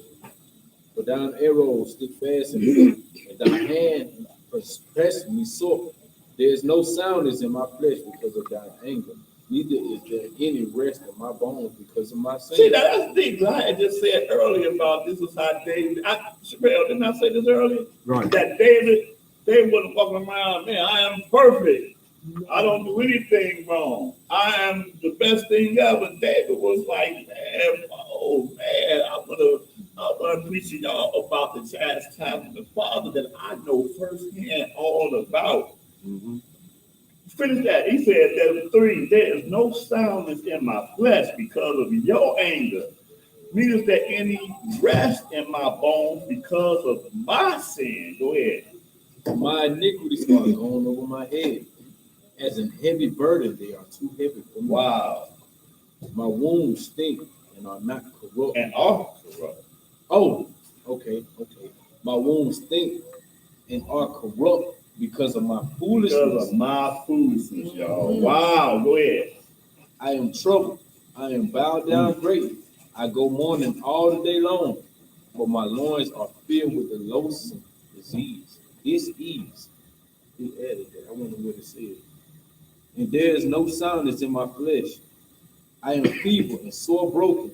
I have warred by reason of the disquietness of my heart. Yahuwah, all my desire is before you, and my groaning is not hid from you. My heart pants, my strength failed me. As for the light of my eyes, it also is gone from me.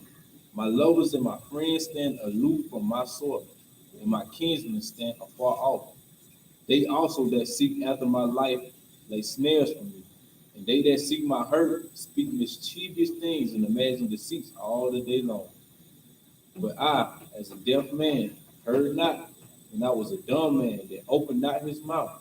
Thus I was a man that hear not, and in whose mouth are no reproofs. Whoa, stop. Let me get, he didn't say this. I'm gonna add this. Say lie. Straight up. Say lie, because it's going on, boy.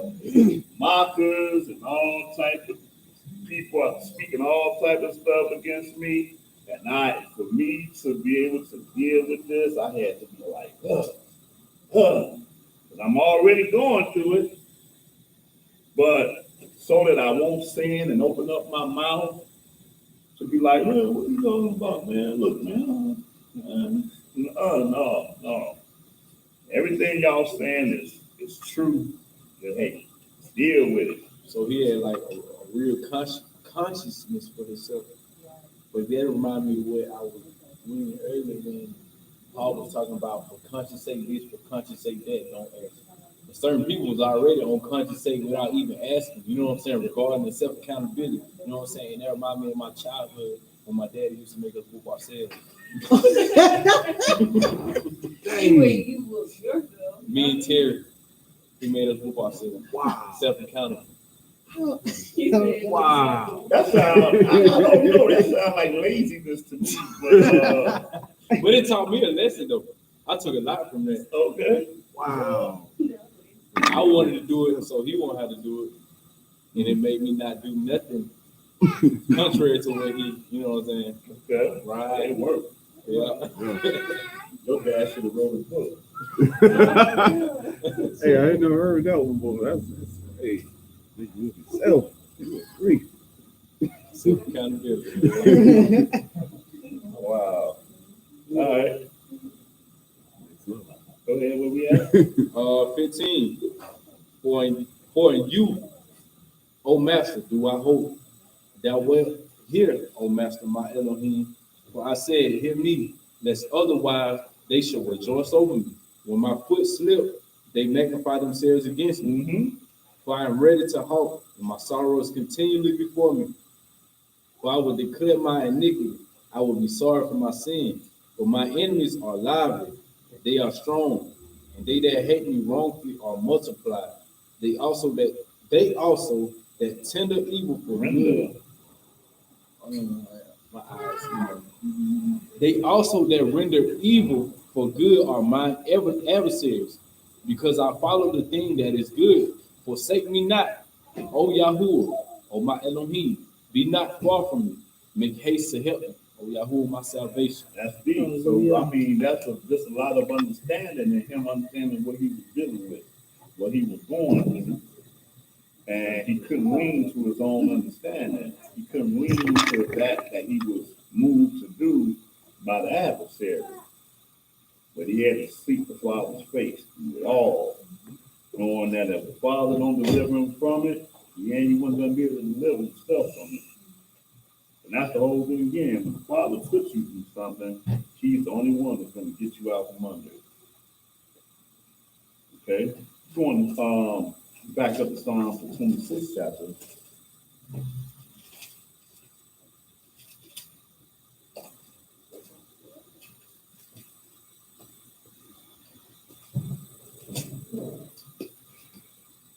Psalm 26, start this at verse 1.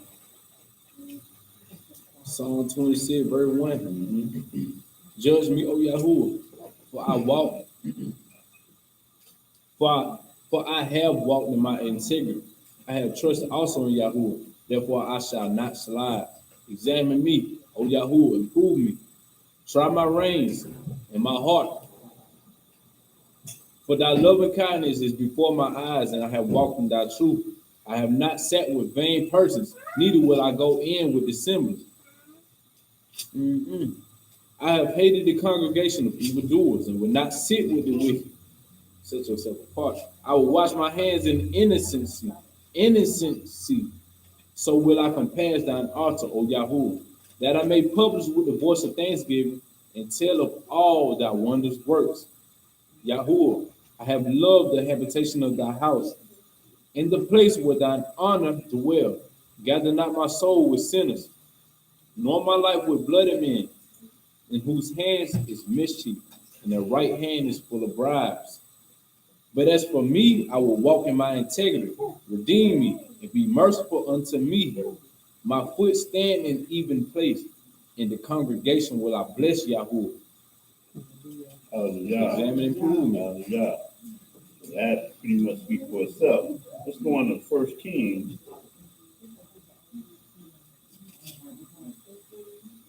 Let's go to 1 Kings, the 13th chapter. We were just talking about this the other Shabbat too. Said 1 King. 1 Kings, the 13th chapter.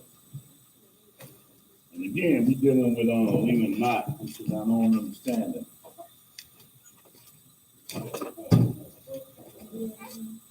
First Kings, the 13th chapter.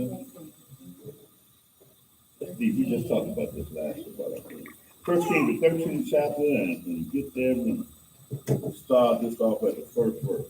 1 King 13, first verse. And behold, there came a man of Elohim out of Yahudah by the word of Yahuwah unto Bethel. And Jeroboam stood by the altar to burn incense. And he cried against the altar in the word of Yahuwah, and said, O altar, thus said Yahuwah, behold, a child shall be born into the house of David, Josiah by name.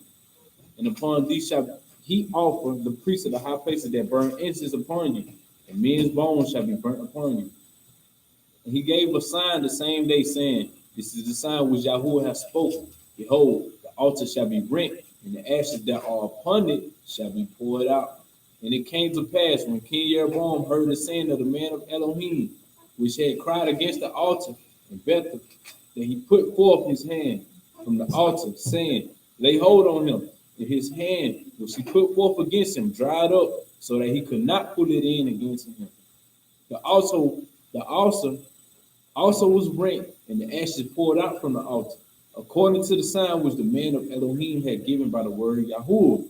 And the king answered and said unto the man of Elohim, Entreat now the face of Yahuwah thy Elohim, and pray for me, that my hand may be restored me again. And the man of Elohim besought Yahuwah, and the king's hand was restored him again, and became as it was before. And this kind of deep too, because the king, in his lack of obedience, have spiritually separated himself from the Most High. So he had a man of Yah right there to advise him according to what thus says Yah.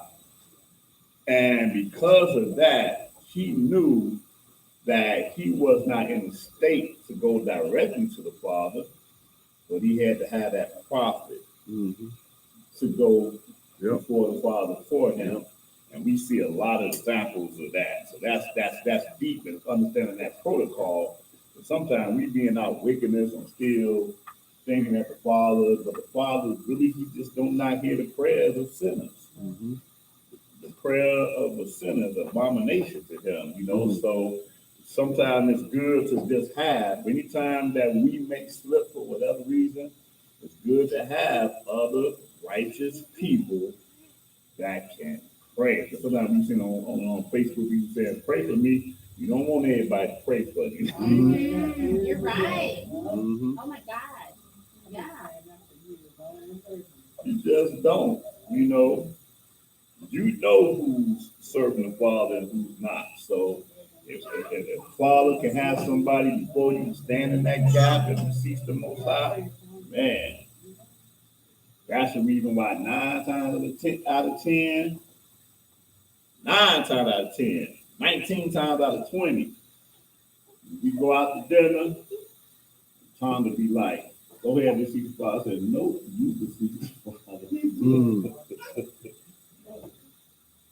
I ain't said I did anything wrong, but the thing is that I know time that I bear witness concerning her seriously. I'd be like, oh, yeah, what's going in my mind right now just might not be the best thing. Go ahead and beseech her. I'm good.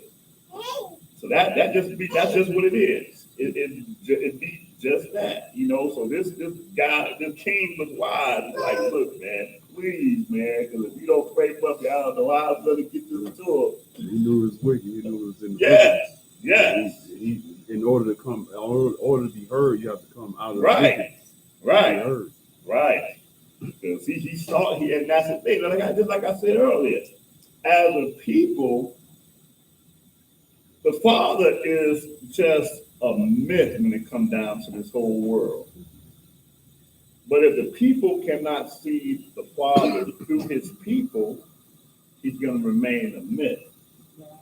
But once the Father really brings forth his people who's teaching righteousness, teaching the keeping of the commandments, then the people can know that this is real. And not just a religion that we just keep in every Sunday or whatever. Oh yeah. Yeah. You just made me think about the wise men that found Yahshua. Them wise men, they went up Israel with it. Right. I don't think they were, right. So, but Talking about New Testament, they found all the information out from things that preceded them during the time of Daniel.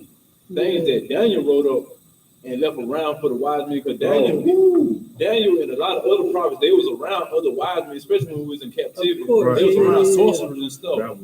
But get what? They really gave the sauce of our culture. Yeah, they gave the sauce of our culture to them other people. And they slipped it like, They came across it. That's how they came across it. Right. So that was our light shining on them. Daniel's light shining on them. You know what I'm saying? Oh, yeah. Man, bro, that was good. Man, hallelujah for that. That's because Yah's word was never just meant just for Israel. And we got a whole group of people out here passing that false doctrine. Passing that false doctrine. It's a blessing to be a blessing to others. Right. Exactly. The Most High word supersede any nation, any man. But man, that was good. Hallelujah for that. Or as the sister says. All right, so you read verse 6 already, right? No, You didn't? no. Read it. Go ahead. And the king answered and said unto the man of Elohim, entreat now the face of Yahuwah thy Elohim, and pray for me, that my hand may be restored me again. O Lord. Uh-huh. The man of Elohim besought Yahuwah, and the king's hand was restored to him again. And became as First it was Kings before. 13 and verse 7 now. Mhm. Go ahead. And the king said unto the man of Elohim, come home with me and refresh thyself, and I will give you a reward. And the man of Elohim said unto the king, if thou wilt give me half thine house, I will not go in with you, neither will I eat bread nor drink water in their place. For so was it charged me by the word of Yahuwah, saying, eat no bread nor drink water, nor turn again by the same way that thou came. So he went another way and returned not by the way that he came to Bethel. Right, and you know, this king, man, this the king. You know what kind of crib he got? What kind of food you would have Oh, got man. out of this crib, man? And this dude is like out here wild and out like, man, every kind of excuse in the world be like, okay, I chill with you for about 15 minutes. 15 minutes, got no more than 15 minutes, but that be like, man, look, I can't go back. Can't do that. I have to follow what the Most High told me. Go ahead. So he went another way and returned not by the way that he came to Bethel. Verse 11. Now there dwelt an old prophet in Bethel, and his son came and told him all the words that the man of Elohim had done that day in Bethel, the words which he had spoken unto the king, them that told also to their father. And their father said unto them, what way went he? What way he went? For his sons had seen what way the man of Elohim went, which came from Yahuwah. And he said unto his sons, saddle me the ass. So they saddled him the ass, and he rode thereon, and went after the man of Elohim, and found him sitting under an oak. I reckon that's a tree. Right. And he said unto him, art thou the man of Elohim that came from Yahuwah? And he said, Ahia. Then he said unto him, come home with me and eat bread. And he said, I may not return with you, nor go in with you, neither will I eat bread nor drink water with you in this place. For it was said to me by the word of Yahuwah, thou shalt eat no bread nor drink water there, nor turn again to go by the way that thou came. And he said unto him, I am a prophet, also as thou art. An angel spake unto me by the word of Yahuwah, saying, bring him back with you into thine house, that he may eat bread and drink water. But he lied unto him. Wow. Oh, he kept it. Yeah. So he went back with, So he went back with him and did eat bread in his house and drank water. And it came to pass, as they sat at the table, that the word of Yahuwah came into the prophet that brought him back. And he cried unto the man of Elohim that came from Yahuwah, saying, thus say Yahuwah, for as much as thou hast disobeyed the mouth of Yahuwah, and hast not kept the commandment which Yahuwah, that Elohim commanded you. Dang, man. But came back and has eaten bread and drunk water in the place of which Yahuwah did say to you, eat no bread and drink no water, thy carcass shall not come unto the sepulchre of thy fathers. And it came to pass, after he had eaten the bread and after he had drunk, that he saddled for him the ass, to wit, for the prophet whom he had brought back. And when he was gone, a lion met him great day in the morning. Dang. Man, if you on the agenda, man, you got For real, you gotta be obedient, man. Right. man. It's just people, Lean not into your own understanding. man, people be Huh? Say what? Show up and you see a lion. You know, you gotta be like, you starting the lion's favorite. Dang. yeah. Right. I mean, you stand down and but you know, you throw in the pit, right? And you're saved, but you get thrown a lion if you're doing wrong, right? You know, Mhm. not prophesying wrong. Good Right? chance that lion will get you. Yeah. You know, God, the Most High ain't gonna mess around with him. I don't know about you guys, but I got a little stank like him every once in a while. You know? And, you want to be there. Oh yeah. Absolutely. Dang. So it was 24 say when he was gone, a lion met him by the way. He should have known then as soon as he saw him. Man, I should've ate that, Man, bro. And She should have been pouring ketchup on his head. Oh man. yeah, come on. So he was accountable, not the man that told you to come home and eat it. That man just kept with you. Dang. Yep. All the people that lied. And his carcass was cast in the way. And the ass stood by it. The lion also stood by the carcass. Dang. And okay, so here's another lesson. The lesson is that lean not until thou own understanding. Another lesson is that don't put your trust in men. Right. Come on now. If I'm in his flesh and I am in flesh and blood, I can say something that just might not be correct. Especially if I can't prove it according to scripture. Mhm. Man's philosophy be sounding good, Jack. Oh It be yeah. sounding Who you good. telling? Man. If you, I ain't just talking about these guys in the streets, I'm No. talking about the guy in the pulpit, I'm talking about anybody, man. Yeah. Stuff That sounding sounds so good. so Like, good. ooh. so good, you can't even wait to get home and tell somebody For else real. what you just heard. Mm. That sounds so good. Because my preacher that just told me that, man, look, he's been in this thing for I don't know how long. He cannot be wrong. It's the old prophet. I'm a prophet before you was a prophet. Father spoke to me before he spoke to you. Mhm. You good. That's why I said it's better to obey Elohim than man.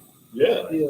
way better. Yeah. See, And shall we obey our Wait, man? I bet that prophet probably thought he was still obeying the Most High, because the man lied, but he was like, an angel told him this and that. Like, he probably thought, I mean, he did tell him the dude was gonna die. So he was a prophet. He ain't lying that way. Right. He lied in the other way. oh, man, Yeah. that's so scary, though. I should have read that. You shouldn't Yeah. They be certain stuff like see, his that. flesh is saying he's sick, but the spirit is telling him he's glad he's there, read it, see? Because, I mean, but that's what it's telling you. That, hey, lean not to your own understanding, man. The Father gave us everything you need to know right here in the pages of this book. Thinking like Solomon, you would give him what you want.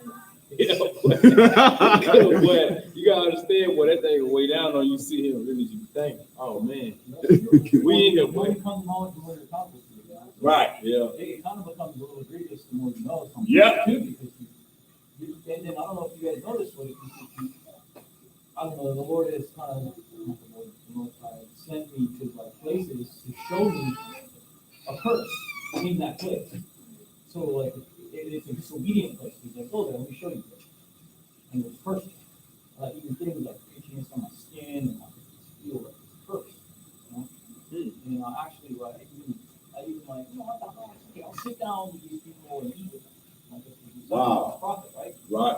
And they invited me to sit down and eat with these, Christian church.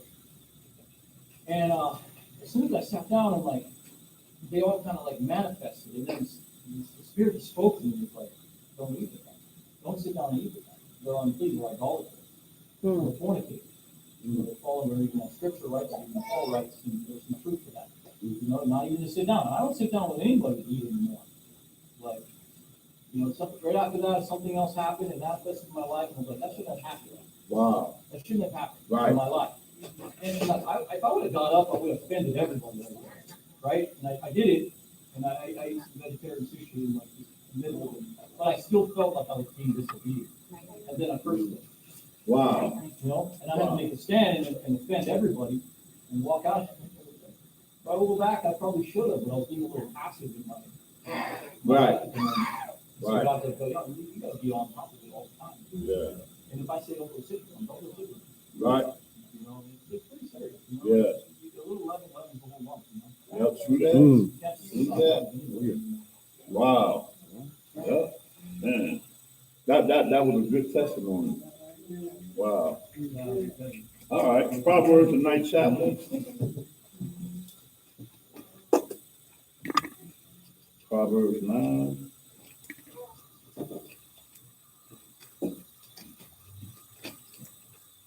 Yeah, but not trusting in man will definitely do away with a whole lot of false doctrine, for real.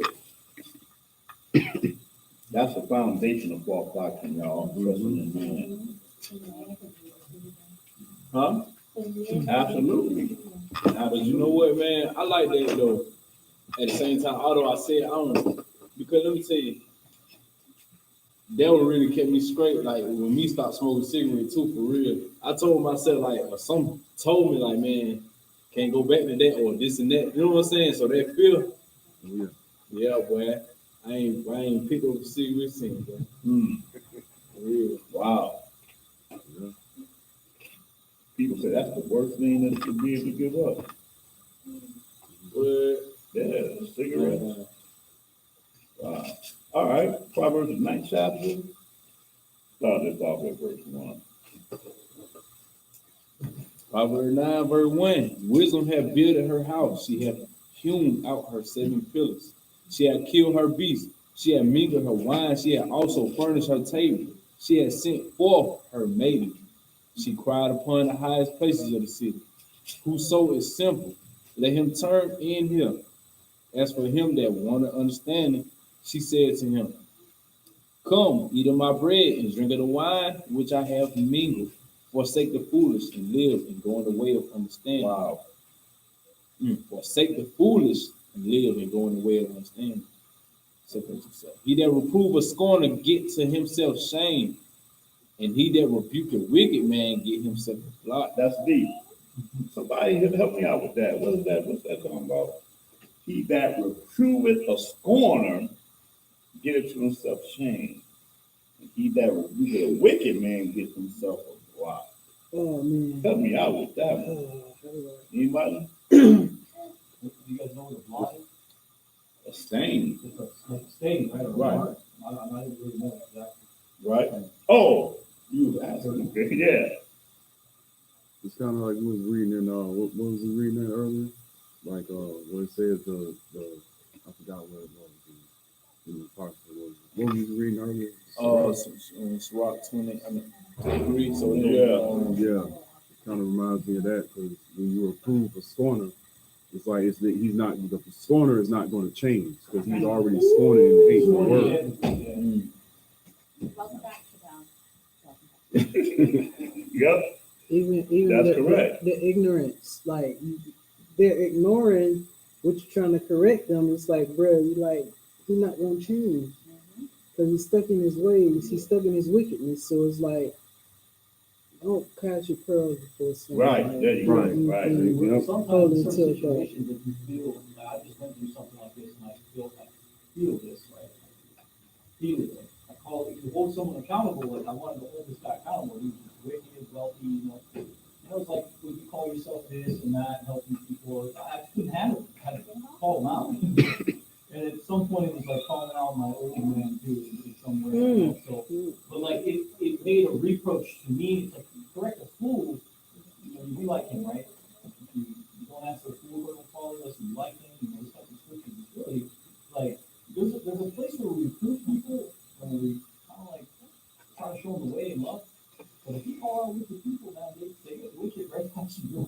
Right. That's the right. police, they be like, they're gonna threaten to sue you. Right. You know, and that's the ink right there. There's the block right there. There, Right. that applies to this gentleman. Wow. Maybe throwing some ink at you, you know what I'm saying? Right. There you Oh, go. no, all of There a you sudden, go. nowadays, You it's like, judging me?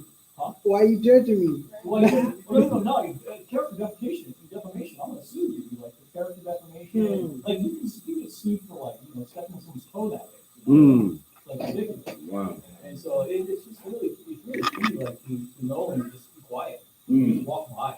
Right. man, boy. And like, I have a big mouth sometimes, I just want to tell people straight. Like, Yeah. you know, it'll come back at you. It'll come back at you, you know, and hard. That's why you got to use that discretion. You're creating what's called like unauthorized spiritual warfare Yeah.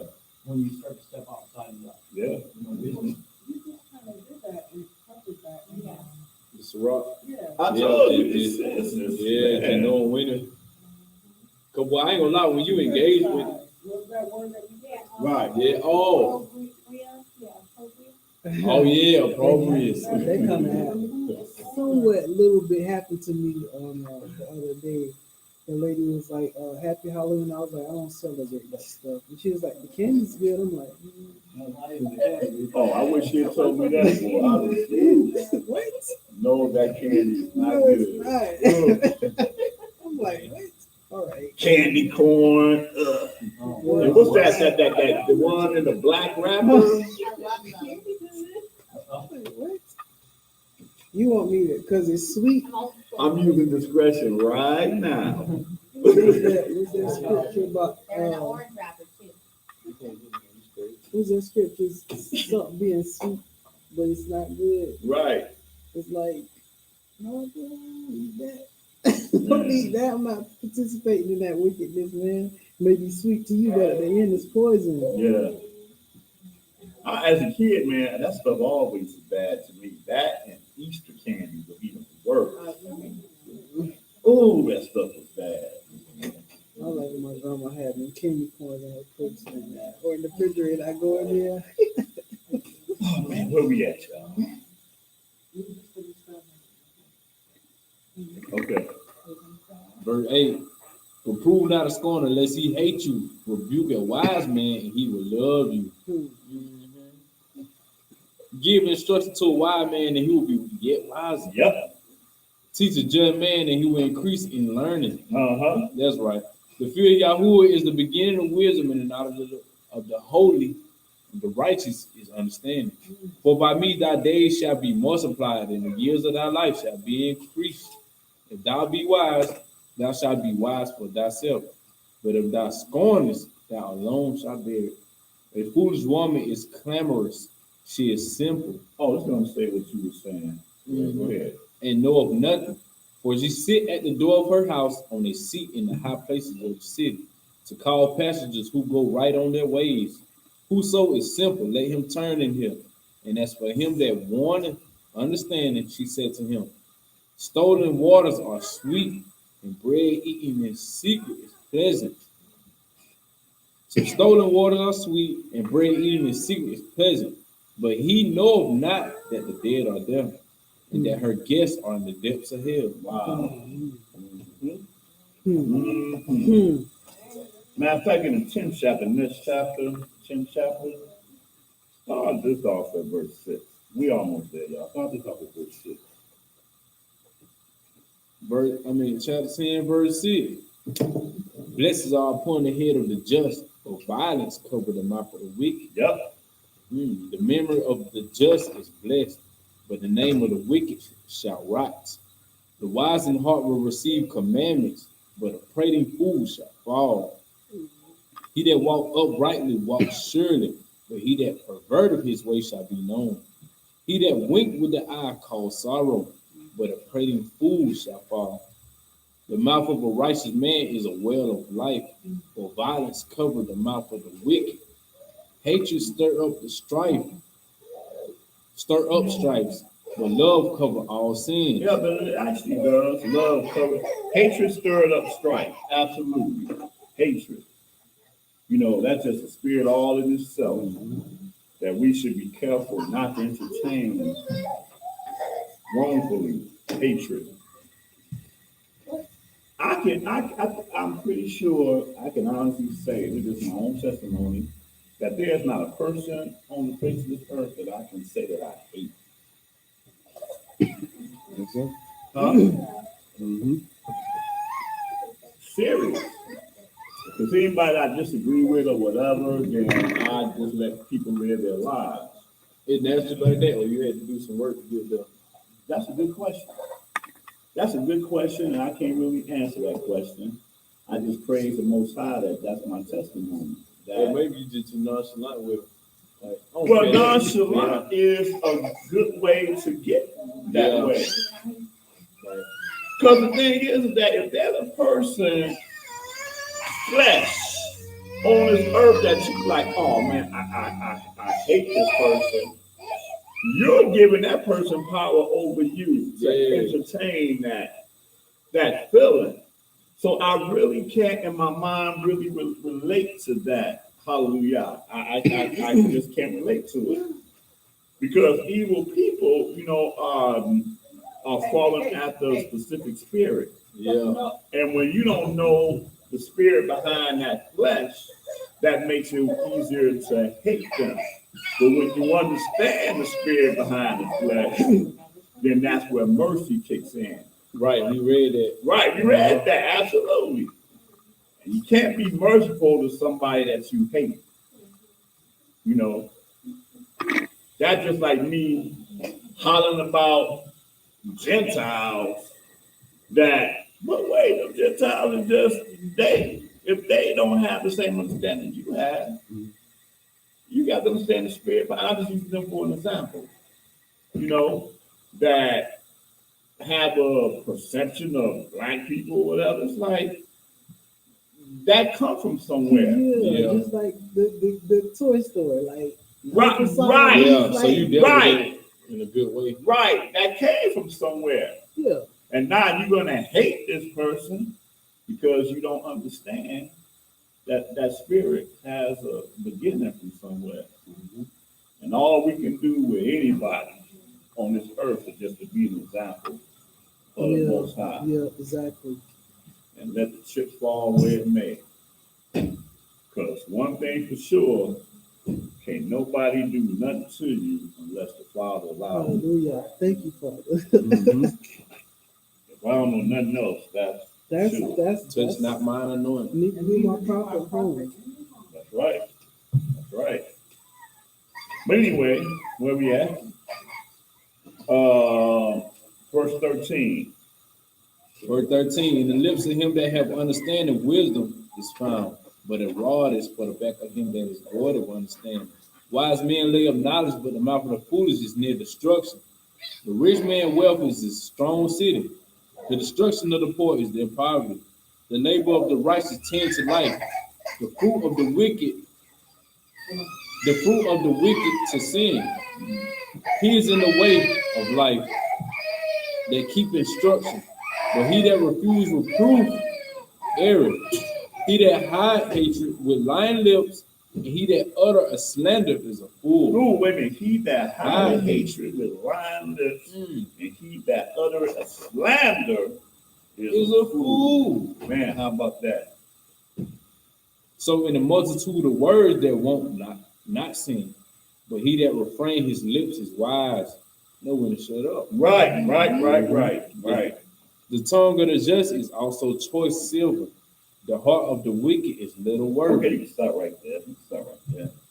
Kind of shorten this the best way I can, y'all. Bear with me. Let's go on to Matthew. Just a few more to go. Matthew, 5th chapter.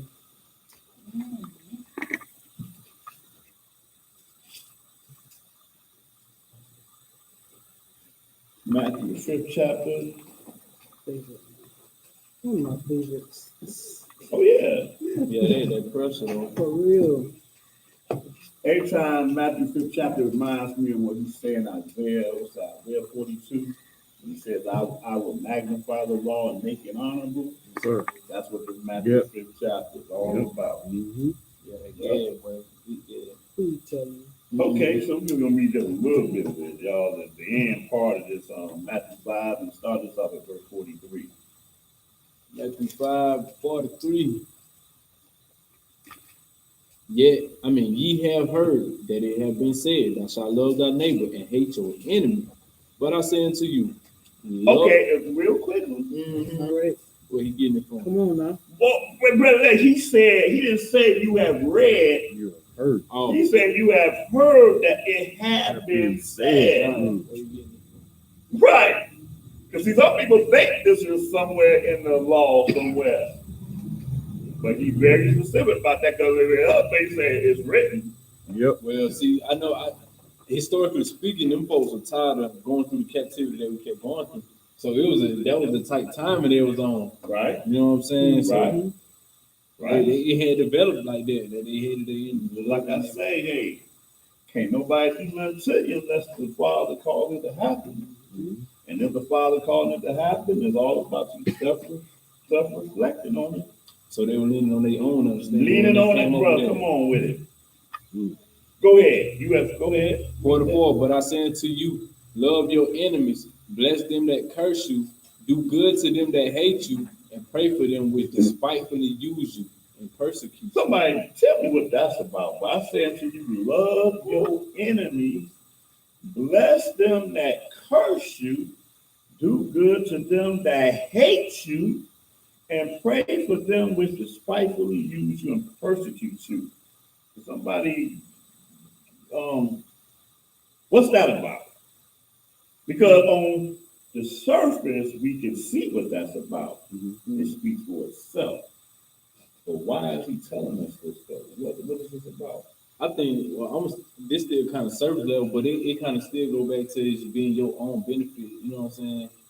So if you doing that type of reverse psychology on somebody, like I say, on the ground level, you doing reverse psychology on somebody, then it's still to your benefit in the end result. Like one day it's gonna come to a point where they down bad and they gonna really recognize, like, oh man, you know what I'm saying? Or kind of like the Most High, He had drawn us with love and kindness. Right. We draw other people with love and kindness, no matter what. That's unconditional love. So that we express unconditional love, no matter what the condition is. But y'all explain. Anybody else? I'll say that and the next verse kind of explains the whole thing. Like it's just this is what we are required to do, because we got to acknowledge ourselves and say we were sinners at one time. And then everybody else that, you know, that use and persecute and despitefully use people, we have done that at one point of the time in our life. Some of us have done that, some of us are not, but it's just, you know, letting us become like the Father has dealt with us. Just like the Father has dealt with us, we're dealing with other people. Right. You know. So we're Right. And also, we're supposed to be a priesthood nation. Oh, she So good. we're going to. I should have spoken before she spoke, so I can take the credit for this. Go ahead. We supposed to be a priesthood. Go ahead. Because the thing about it, we're supposed to draw people to near to the Father. Right. So those people who are doing evil are thought that the furthest one from the Father. Yeah. So we need to be praying for them so they can be drawn near to Right. God. Okay. Ooh, boy, you're right. And now we represent the Most High. Yeah. Okay, so I'm gonna add more, build on what you just said. Because scripture let us know that as a nation, it says that if we would have been obedient, we'd have been the head. Everybody else would have been the tail. But because of our wickedness, that is not, because we all talk about this all the time. Every nation on this earth, we're there. And I think that's one of the most marvelous things in the world. Right? So the word is true. Huh? So the word is true. Bro, like I tell people right now, we're in Jacksonville, Florida. Where do the Russians live at? Where the Germans live at? Where the Japanese people at? Huh? Huh? Like, But I'm just saying, if you ask where we live at, everybody can point. Bro, if you go to any city, Oh, you're talking about okay. Yeah, if you go to any city, we're in the hood. but if you go to any city and you ask where they live at, they be like, oh, right here. And I'm sure it's like that in other countries. Right. France. It's a hood in France. Right. Puerto Rico, where we live at. We got our own little section in Puerto Rico. They want to make sure that we all no, we're right there. Where we at in Russia? Oh, I saw it on YouTube. We in Russia. We're in every nation on this earth. But the tail, when we should have been the head. So when I read this, building off of what Cynthia said, absolutely good, is that the covenant is that we would be a blessing to all nations. And we are a blessing to all nations, but we're a blessing as a tail. We as a negative factor in our part. Huh? As a negative factor to our destiny. Right. We're a blessing to them. Right. But you cannot perform, as building on what Cynthia said, you cannot perform the priesthood of the Most High if you hate your enemies. Like the example you gave earlier, which is Jonah. Father gave him a strict order. See, again, this is what Israelites don't understand. Why would the Father tell a prophet of Yah to go to these people that were not Israelites? And it's the Most High who said it. Huh? It can't be denied. The Most High sent Can't them. be denied. So I just wanted to share that first.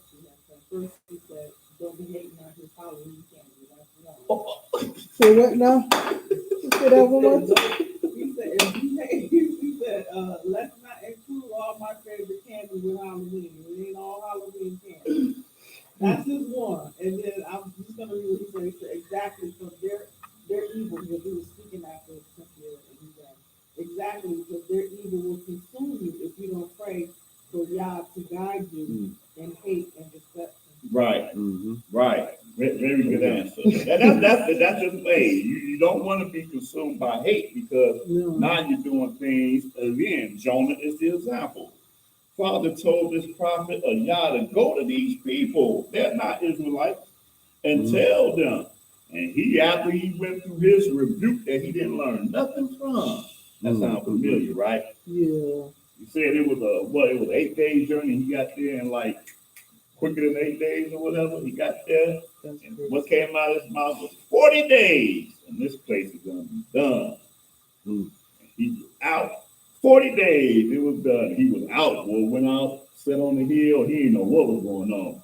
Little did he know that when somebody told the king that this is wild-looking Hebrew in the middle of the street, talking about we are done, the record scratched. Uh-oh. And King did something that was like way against anything that is beyond reason. Party's over, guys. Yeah. And I down. to this day, I still cannot understand the dynamic of that. This is a foreigner, but you know what? The understanding is really true because see, here's the thing. Man, this is deep, y'all. I hope I don't even cry talking about it. But I was just saying, I just said it twice, that until people can see the reality of Yah's people, they won't know that Yah is real. Yeah. But back then, they knew the reality of Yah's people. Mm. Because on that boat were all manner of people of different nationalities. And when the boat was rocking to and fro, they are all calling on the name of their deity. Calling on the name of their deity. You know what I'm saying? Man, why you sleep, bro? Right, Wake up. wake up.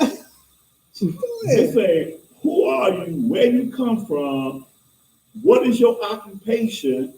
And whose people are, and what nation you come from? They asked him 5 questions, trying to understand what he was.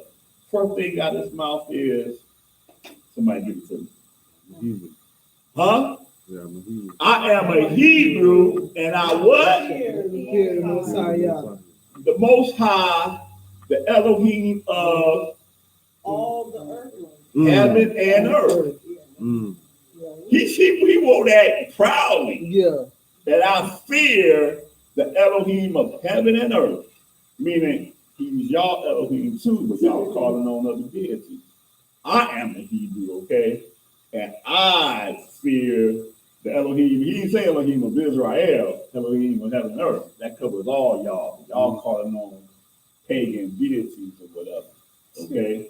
But the point is that through his wickedness, he ended up converting that whole boat. It said that then they called on the name of Yah.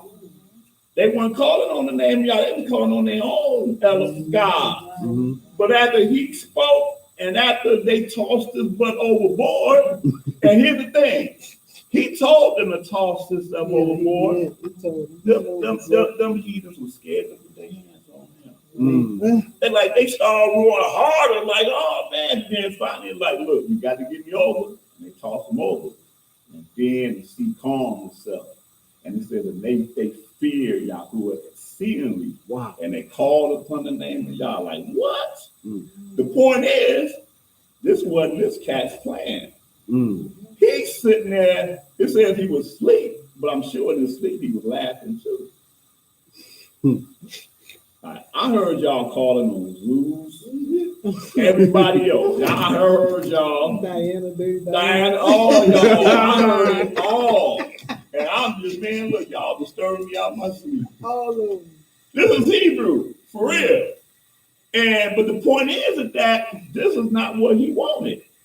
Because the father sent him to go to Assyria so that they might be saved. Father said he takes no pleasure in the death of the wicked. He didn't say he ain't to take no pleasure in the death of a wicked Israelite. Mm. He made everybody on the face of the earth. He made everybody. And he don't take no pleasure. but we take pleasure in the death of the wicked. Mm.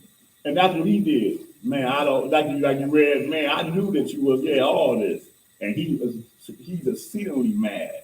But that's the whole but what I'm saying is this, is that that's what our job is, that's the foundation of who we are.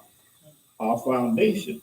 So he could not righteously do what he was supposed to do because of what? His hate that he had for his enemies. The scripture lets you know that these people are your enemies. Because your enemy is your enemy. You can't change that. Right. They're your enemy because why? Because the Father made them your enemy. But out of your enemies, you're still supposed to do what you're supposed to do. Mm-hmm. Serve the Father, do your love, do keeping these commandments, loving your enemy. Because they would be my enemy if I had to do what I was supposed to do. See, once you're the head, you still gonna have enemies. Yeah. But they're easy to deal with. Yeah. Y'all better stop playing now. That's all I'm gonna tell y'all. Y'all don't want none of this. That's what was going on with Shemaiah. Moses was leading the people. So check yourself before you leave. Yeah. You know, and the people paid, but they was utterly destroyed. But then Gibeonites was like, oh, we ain't going down like everybody else. Mm-hmm. We heard. Well, man, we're gonna do something different.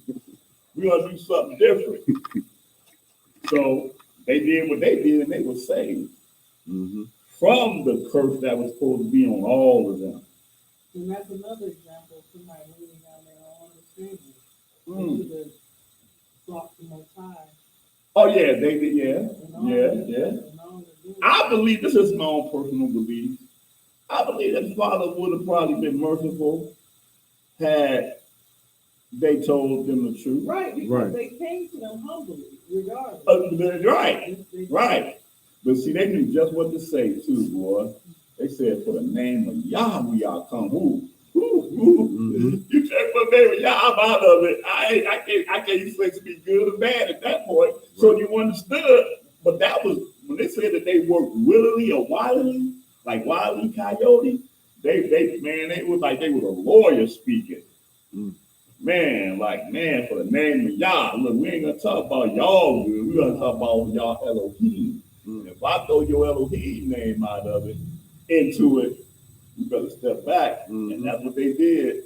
Step back. So, but hey, the Father has look, don't mess with them. Leave them people alone. I know I said that they supposed to die, but this right here, man, soft answer turns away all type of wrath. They were the Gibeonites. Is that what they were? Yeah. They were actually operating the same spirit that Rahab had. You know, she knew that they despised. Oh, absolutely. And Rahab was there specifically for the most. You know what? I should have put that in my book. I did the thing with the Canaanites, and I used Caleb as that because Caleb was a Canaanite. People don't know Caleb was not Yahudah. He was literally a Canaanite. But the point is, in my book, I connected Melchizedek to them. Oh, and the Gibeonites could have been connected. That's exactly. I thought that. Correct. I thought that. Right. Because Melchizedek had to teach somebody. He's the king of Salem, all Canaanites. So somebody had to know a little something. He couldn't have just been by himself. He was the king. So somebody had to follow him in the worship of Yah, even though everybody else did. So see again. So I took creative license to write that like that. But like I said, finding out that Caleb, son of Jephunneh, the Kenite, he was a Canaanite. You don't say, you read throughout the whole scripture, he don't have no genealogy to Yahudah at all. Just like you can read who was with Caleb, Joshua, and you read his genealogy toward Joshua, son of, I think Ephraim. All that's what tribe comes from. Doesn't Caleb name mean dog or something? Faithful as a dog. Okay. Why that was in my head too. Okay. He's faithful. Okay. Yeah. He definitely was. He definitely was, man. He really was. And so I put that in there so people could see, because you can see the reality of it. Because Shemaiah, that's another thing in the book. I show how Shemaiah utilized people of other nations when we were a people.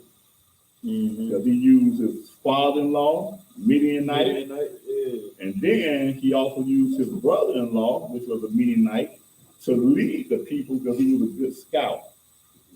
That's in the law. Right. And I put that in the book. I'm like, Wow. but I didn't even know that until I wrote. I'm like, man, he utilized people of other nationalities throughout this whole time. Yes, sir. And David did the same thing. Yes, sir. You know that. David Yeah. did the same thing. Too many Canaanites was there. Mm-hmm. Shoot, David killed a man that was spiritually probably was deeper than him. And he a Hittite. People of other races. Mm-hmm. Yeah, Because at that point they became our nationality. exactly. They become Israel, right? Right. Exactly. You know? But anyway, you have to love your enemies in order to do what the Father ordained for us to do. Yes, sir. That's the foundation of that right there. Mm-hmm. But I say unto you, love your enemies, man. You need to find some love. Bless them that curse you. Do good to them that hate you, and pray for them which despitefully use you and persecute you. Because at the end of the day, you under this curse. At the end of the day, in whatever nation you find yourself in, that's what's going on. And unless you deal with my spirit, you ain't got nothing coming. Right? And what, like you say, verse 45, it helps them. That ye may be the children of your Father which is in That's heaven. correct. For he make his sun to rise on the evil and on the good, and send rain on the just and on That's the right. unjust. If I can't see the Father in y'all's people, then he don't even exist to me. Right. Or I just have a religion and I just follow, want to believe. Mm-hmm. But the reality is the manifestation of the Father within his people. And go ahead, 42. For if ye love them which love you, what reward you got? Nothing. Do not even the publicans the same? Yep.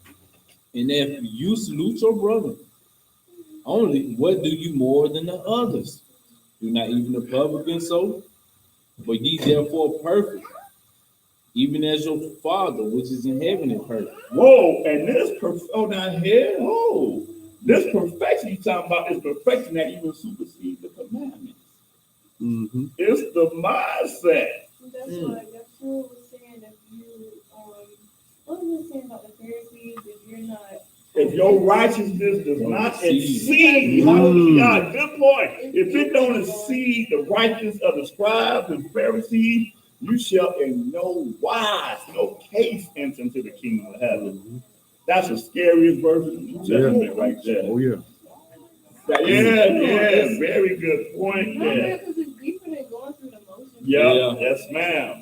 And that's the point. That's the reason why the Most High bring prophets, because it is even deeper than the Bible. You feel what I'm saying? A lot of people idolize the Bible. Oh, the Bible, you know what I'm saying? That's why he sent prophets. It was times we didn't have these scriptural words. You know what I'm saying?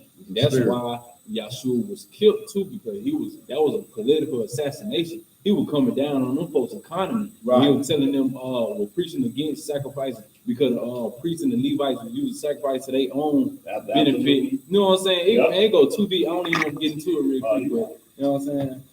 Yeah. Man, that's DC again. If you only read that 48 verse, you might be stuck in just be ye perfect, even your Father is perfect. When you read the examples he gave, it's like, whoa. Yeah. I had to do it either. I had to magnify the law and make it honorable. That's why in that other part about the young ruler, Right. you know, the commandment don't say sell all that you have and follow me. That ain't what the commandment That's says. extra. They're going the extra mile. Right. Beyond the commandment. Exactly. It said, but if you will be perfect, Mm-hmm. you keep the commandments, you got all that. You will enter into life, but if you will be perfect, like man, he's like, oh man, that young dude, like, oh, I can't be perfect. So, Oh man, yeah, he took away all the carnal thought. right, Straight spirituality. right, exactly. Okay, couple more places, y'all. Couple more places. Not a couple more. That was wrong. Not a couple more. A few more places. Romans 12 chapter. important.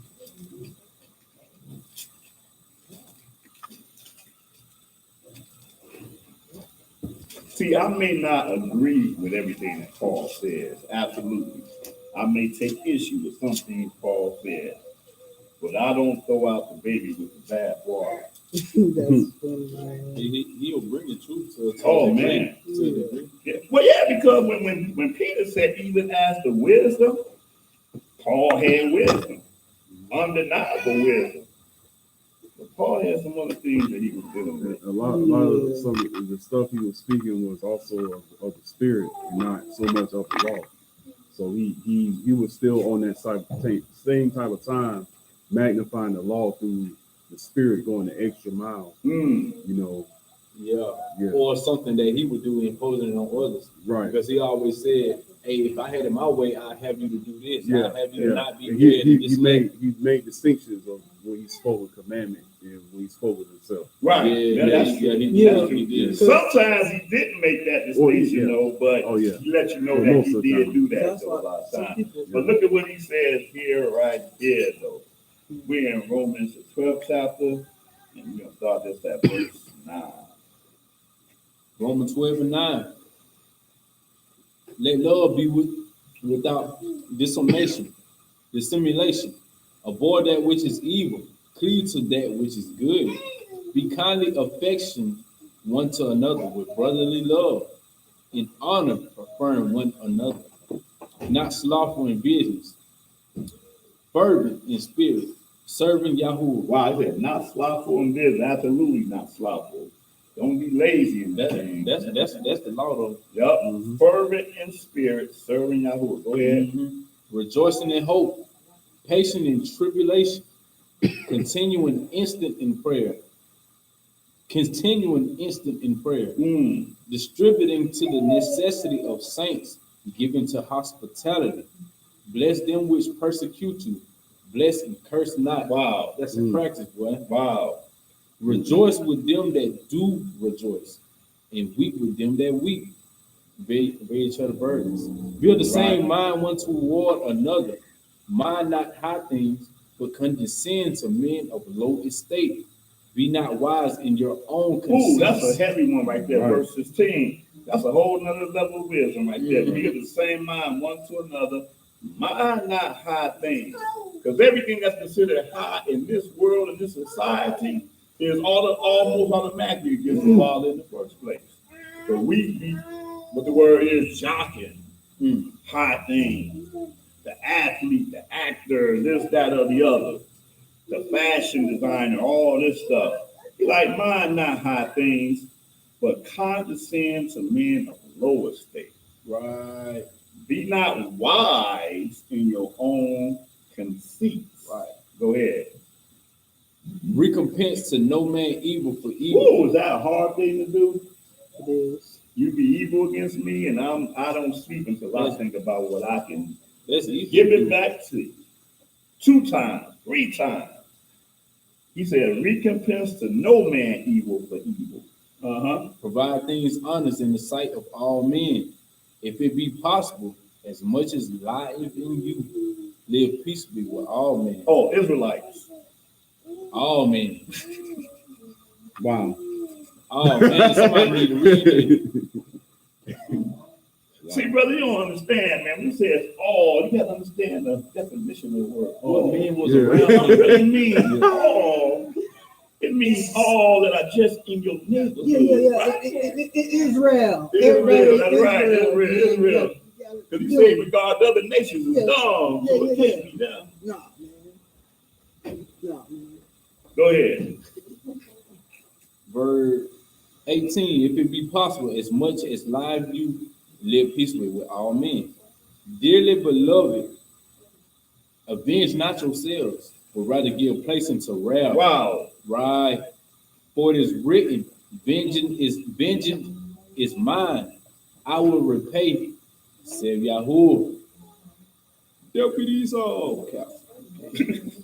Therefore, if thine enemy hunger, feed him. If he thirst, give him drink. For in so doing, thou shalt heap coals of fire on his head. See, again, the scripture did not tell you that that's not your enemy. let you know this is your enemy, but you need to go above and beyond for that. That is your enemy. Because why? Because you are the priest of the Most High. And we're still in time.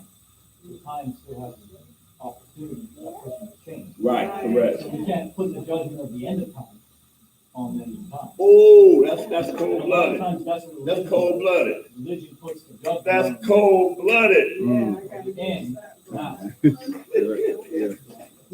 I was like, Cold-blooded. These challenges to do something for your enemy. And those the person, they say, after you, and you're able to say, hey, love me. You know, that's not easy. So again, going back to Jonah, Jonah had already condemned that king of Syria, the whole people. He'd already condemned them. Man, already judged them. He sat on the top of the hill eating popcorn. yeah, waiting for the city to get Waiting, destroyed. just waiting for the fireworks. Just like we like fireworks. That was him sitting there waiting for the fireworks. Boy, he was for a mean disappointment. Because again, he was not led by the fallen spirit of the Most High. Wasn't he like he was sitting on the mountain afterwards? That's what I'm saying. Right. He was sitting on the mountain, he said, waiting for them to be just waiting to see what's gonna happen. Boy, he thought he was gonna have a tale to tell when he got him up back among the brethren. He was disappointed. Yeah. I did what the Father did. And I already know they on his. I already know that they're gonna, hey. So that means he was up there for a good 40 days. And the Father already reversed the curse. Almost immediately, but he don't know what's going on, but he's still up there for 40 days. And like the TV show when you see the meter count down on the bomb. Yeah. 3, 2, 1. What happened? Nothing. It's a dud. It was right. Right. I like that verse 16 when you say, mind not high things, but understand the man of the Lord state. Right. What I with my studies and studying the Nazarite and their scenes, you know what I'm saying? I see that was really their main mission, you know what I'm saying? When they came into that brotherhood, they really had to give up all their belongings and give it to the one who had to come in person among them. Kind of like what the disciples did. Remember, Yeshua always said, basically, like what he told what the man, the young righteous ruler, the young dude that came to him, he said basically, you know what I'm saying, sell your belongings. Right. And so that was a common thing. He told Right. a couple other people the same thing. Wow. You know what I'm Right. saying? Yep. So if you really want to come into that zeal, you come into a lower state and realize humility come before honor. Like Right. Solomon said, right now we're supposed to be in a state of humility before we get to honor. Right. And it's basically, that's the whole law. The whole law is the whole nation of Israel was set up on the Commonwealth. Because that's why it said, don't glean the corners of the field when you got to leave it to the Right. poor and the stranger so no man lacks Right. anything, you know. Mm-hmm. Man, And it's like when you mentioned about the Essenes, you got to understand that it's a hierarchy. In that time, you got Ananias and Caiaphas, the high priest. That's the highest state right there.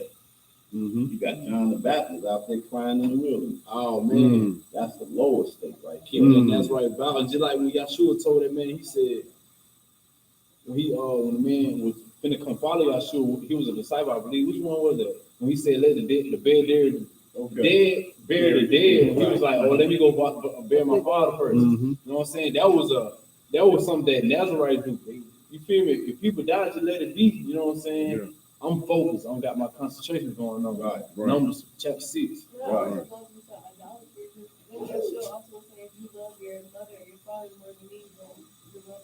Right. Yeah, yeah. Mm. But that's it. Right. Wow. That crazy thing about because we in Halloween weekend where people honoring dead. On his dead. Yeah. Oh, man. Right. But they don't know they are dead. That's crazy. You know what I like? Here's a minor teaching concerning that though. That's deep though, is how the heathens understood time the way the Father understood time. He always uses that as an example. Oh yeah. Because the so-called holy day is November the 1st. But it begins on Right, you're so right. The actual Samhain holiday. Right, Samhain. right. So they understood that the evening is the beginning of the day. See, we say October 31st, But to them, it was really November November the 1st, the actual day. the actual day, which is All Saints Day, but it begins in the evening. Right, right. Just like when we say Christmas Eve, they understood that Christmas Eve was the evening before the day, which is the day before the daytime. Wow. Yeah, they understood. They understood that that's the way time was before there was a 12 a.m. midnight. Yeah. Yeah, So it started on the 24th with Santa Claus. Be out. right. That's right. That's right. 24th at evening, eve. They showing it the eve. Well, maybe that's when the celestial bodies be making a arrangement. So will it be the exact winter solstice? You too deep, bro. Too deep. Too deep. Too deep. Too deep, bro. You above my pay grade. You read that 21st verse? Yep. Be not overcome of evil, but overcome evil with good. Right. Because and that's what they call natural law. Because there is evil and there is good. You try to fight evil with more evil. Hey, that's No evil comes in. right. But you try to overcome evil with good, man. You don't know what blessings will come from that. So with that, all right, moving right along. Okay, now 3, real quick, 3. Psalms 94. Psalm 94. What time is it? 5:05. Okay. Psalm who? 94.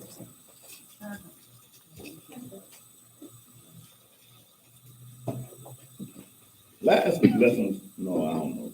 One of the lessons was short. Psalm 94, and started off at verse 1.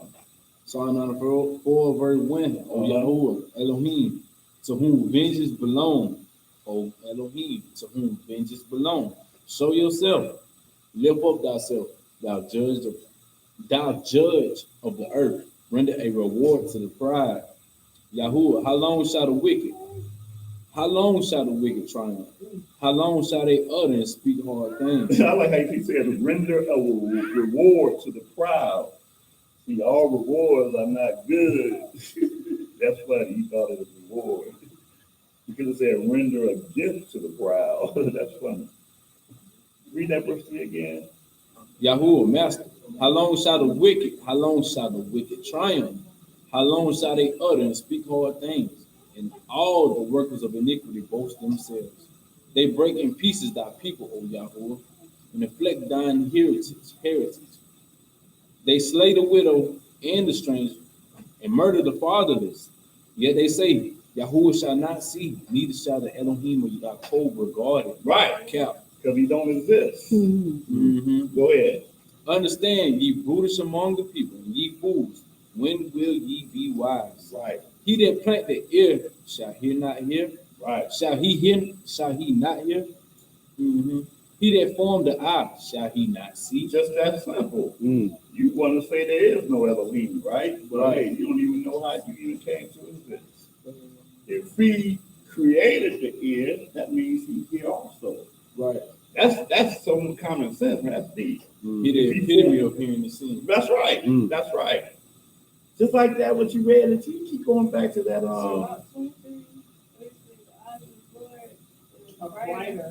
Brighter. Oh man.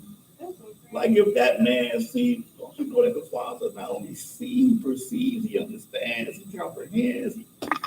Man. And really in science, we don't see with our eyes or hear with our ears, they just senses, you feel me? Correct. Yes, From vibrations. Right. So what vibrations and light is talking about? Most high probably, you know what I'm saying? Go ahead. Verse 10. Verse 10, he that chastise the heathen shall not he correct. He that teach man knowledge shall not he know. Right. Yahuwah knoweth the thoughts of man, that they are vanity. Yep, sure enough. And work a hill of beans.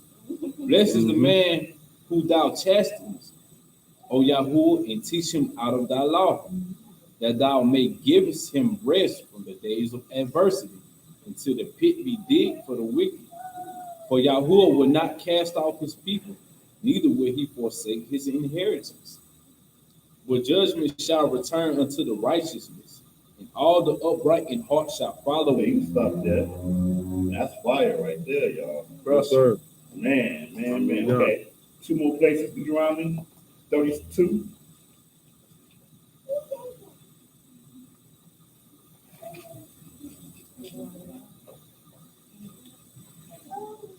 Oh man. She said 32. Yep.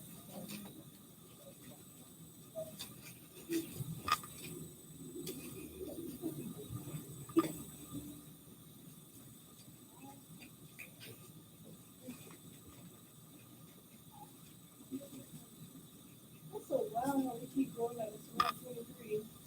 That's the spirit. Right, and when Yeah. you're playing, So what? not with us, not with the Most High, Nope. great day. Nope. All right. We're gonna start this off at 32 and verse 15.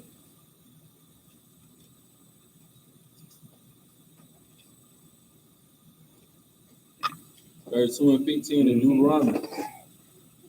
But Jeshurun waxed fat and kick, that are waxing fat, that are grown thick, that are covered with fatness. Then he forsook Elohim, which made him, and lightly esteemed the rock of his salvation. Lightly esteemed them. Lightly esteemed the Or rock. any esteem. Go ahead. Mhm. They provoked him to jealousy with strange idols, with abomination provoked they him to anger. Man, look, I'm telling you, boy, you go read that. The time that, man, it didn't take us no time to do this either. Mm. Crazy. It's like quickly. Man. Somebody Like I like when Moses was in the mountain, Yeah. and get who did it? The sons of Aaron. Never mind. Come on now. Yeah, Don't play with said, them. he said, tomorrow is a feast of God. That's what he said out of his own mouth. That wickedness. Boy, that's People follow along with him. Man, go ahead. So 17, they sacrificed to devils, not to Elohim, to idols whom they knew not, to new idols. They came newly up, whom your fathers feared not, of the rock that begot you, that are unmindful, and has forgotten Elohim that formed you. And when Yahuwah saw it, he abhorred them, because of the provoking of his sons and of his Let's daughters. see again. We just talked about that earlier. Remember we were talking about the mercy of the Father. That was something me and Spirit were talking about earlier. Mercy. But you see us as sons and daughters. Right. So your son, man, you want him to be raised right, but hey, he might depart a little bit growing up in them years. It's like my daughter.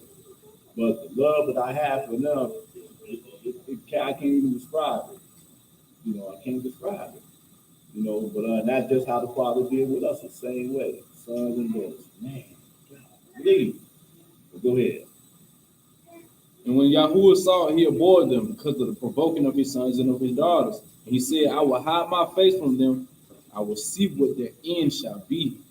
For they are a very forward generation, children in whom is no faith. Wow, that's sad. They moved me to jealousy with that which is not Elohim. They have provoked me to anger with their vanities, and I will move them to jealousy with those which are not a people. I will provoke them to anger with a foolish nation. But you know why Israel is like this, though, right? Why? Help me out, somebody. Why is Israel like this? Because, I mean, he chose. Ooh, I threw a deep one out there. Boy, I talked this before, y'all. man. I said, why are we like this? Why is Israel like Because this? when we get up there, we smell like this.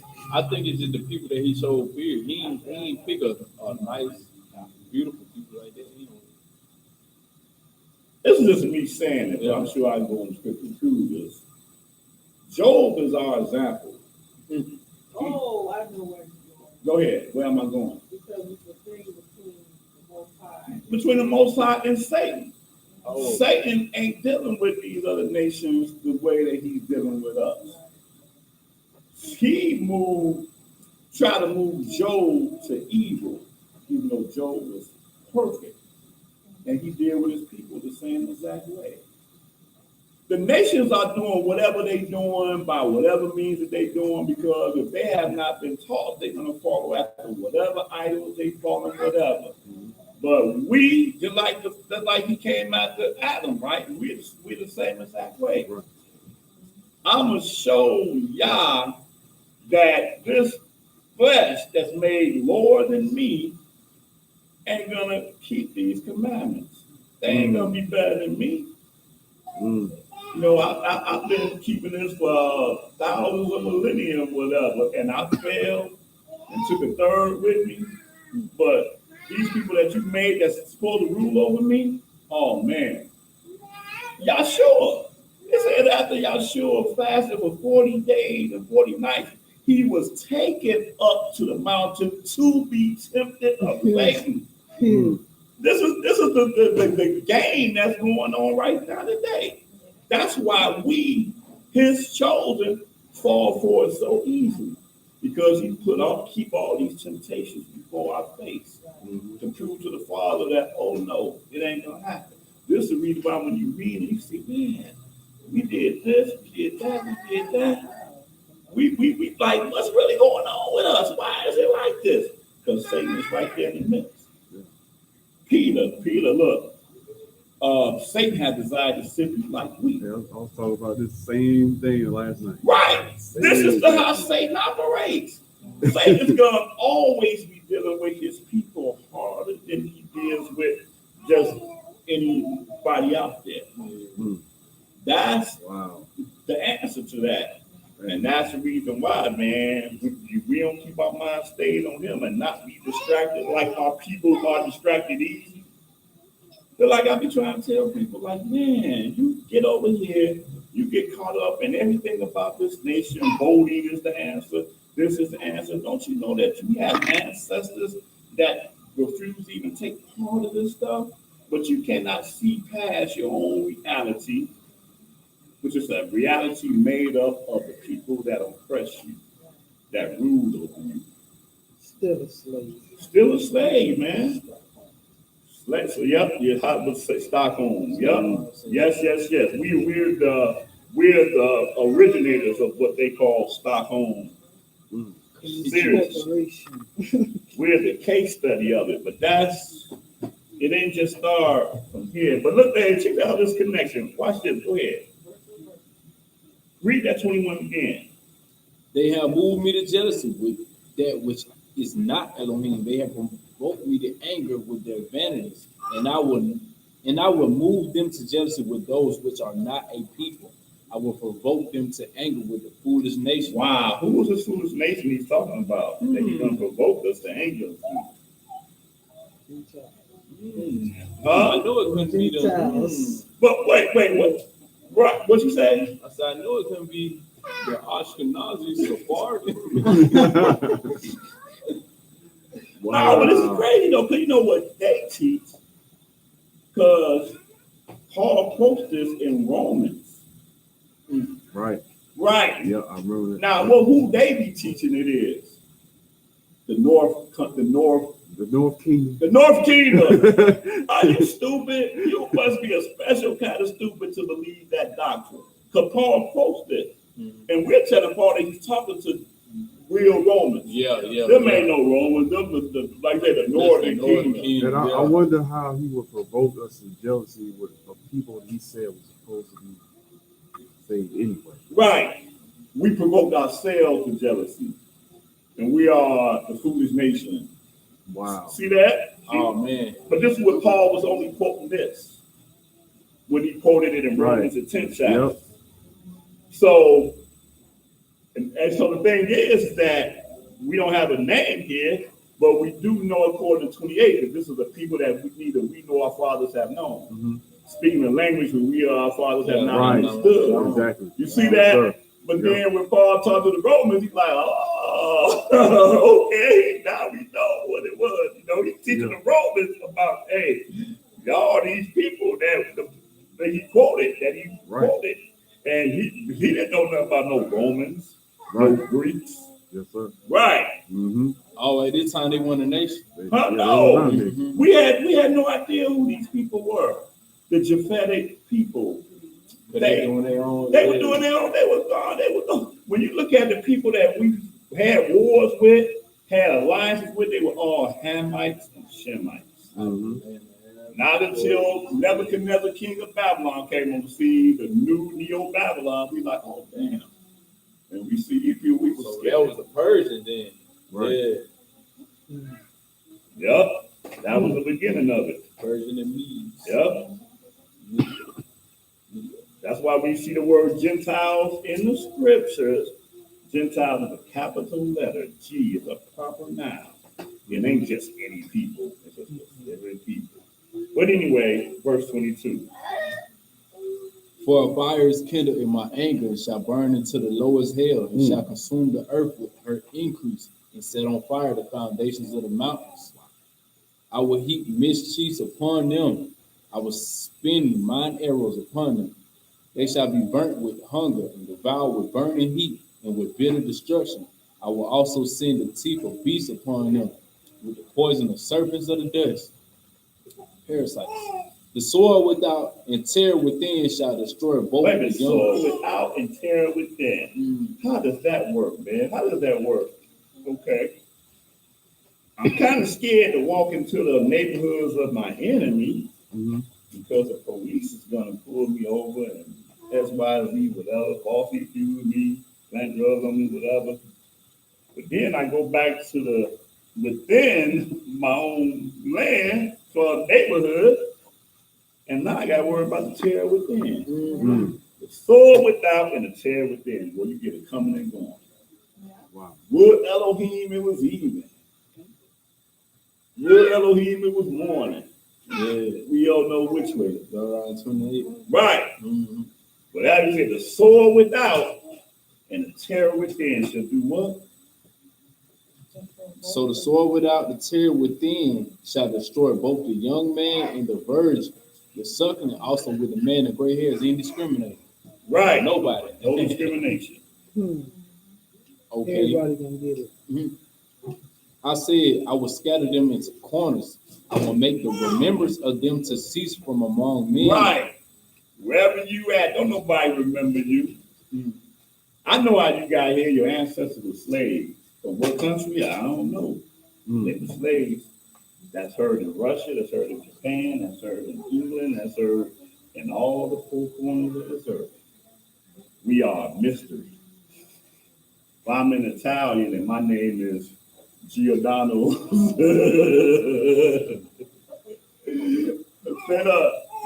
If I'm in whatever nation I'm in, that's what my name is. Because somewhere along the line, my family was on the plantation. Yeah, livestock. Yep. Before I even Shadow. Before we even got into the true though, remember my mama did a little ancestry.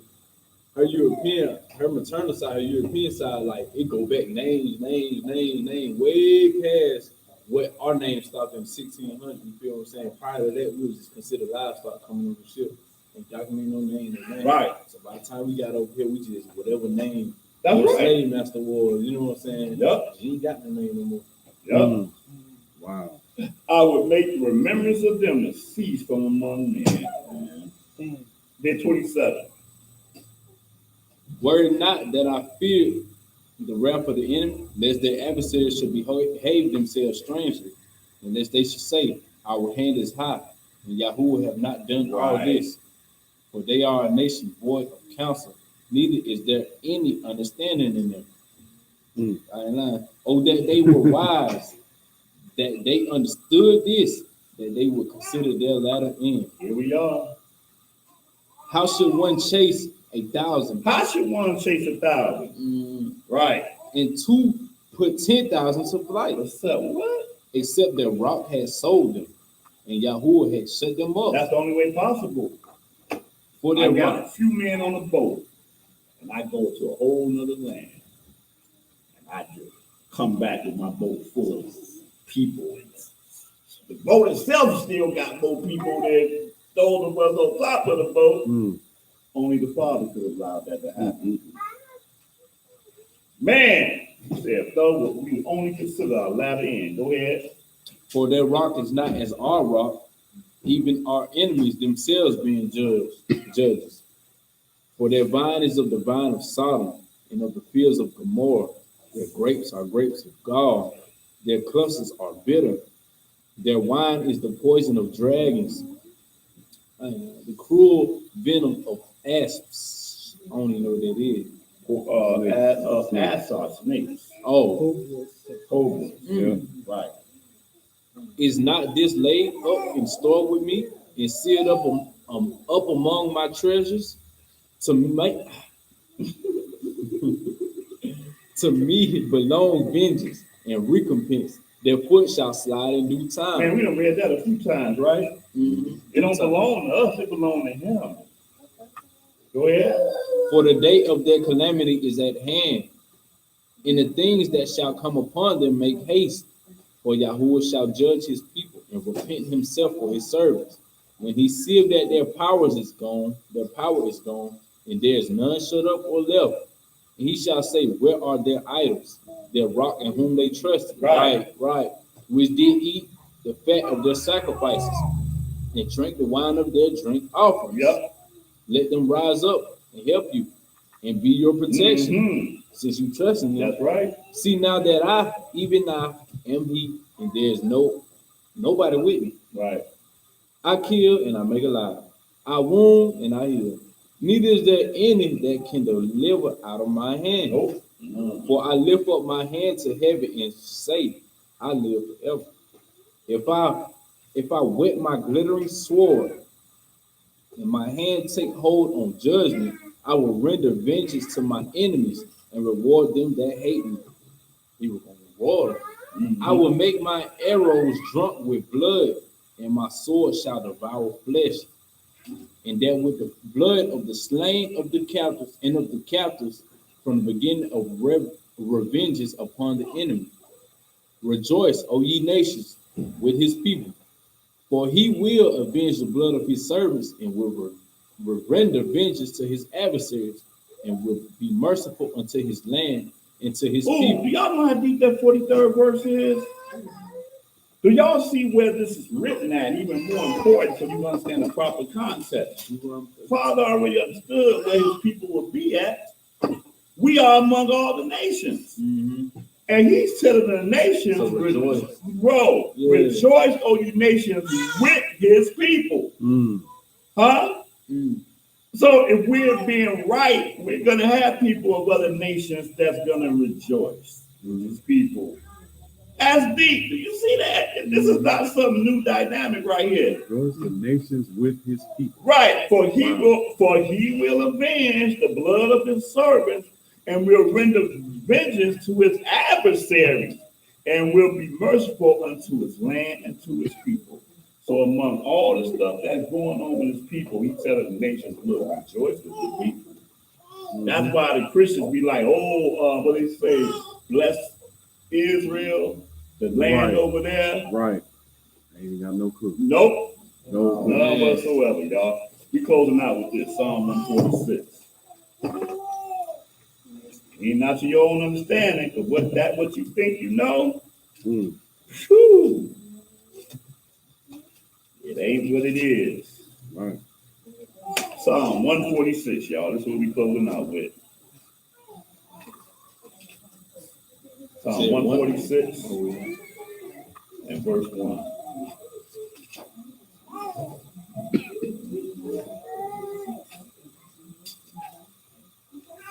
Where we at? 146 and verse 1. Psalm 146. Yeah, the only one that has a 146. No, I didn't hear the book. You didn't need to. I said 146. That's the point. Yeah. That's sad. Okay, Esther does 146. No, oh, that was red. You're gonna count. 146 and verse 1. Oh, that was a sword right there. Mhm. Oh man. Uh-oh. 146 and 1. Praise ye Yahuwah. Praise Yahuwah, O my soul. While I live, will I praise Yahuwah. I will sing praise unto my Elohim, which while I have any being. Put not your trust in princes, nor in the Son of Man, in whom there is no help. I think we said that earlier. Go ahead. His breath goeth forth, he returned to his earth. In that very day his thoughts perish. Happy is he that have the Elohim of Yaakov for his help, whose hope is in Yahuwah his Elohim, which made heaven and earth and sea and all therein is, which keep the truth forever, which execute judgment for the oppressed, which give food to the hungry. Yahuwah loose the prisoners. Yahuwah opened the eyes of the blind. Yahuwah raised them that are bowed down. Yahuwah loved the righteous. And that blind is not just physical blind, but spiritual blind as well. Go ahead. Yahuwah preserved, verse 9, Yahuwah preserved the strangers. What? The who? He preserved the strangers. Oh, man, stop it. Go ahead. He also relieved the fatherless and the widow. But the way of the wicked he turned upside down. Wow. Yahuwah shall reign forever, even thy Elohim, O Zion, unto all generations. Hallelujah. Hallelujah. Hallelujah. Word. Anybody got any questions, comments, anything? Anybody? All right. If not, then we're gonna stand up, face Jerusalem, close out. 12 to close us out.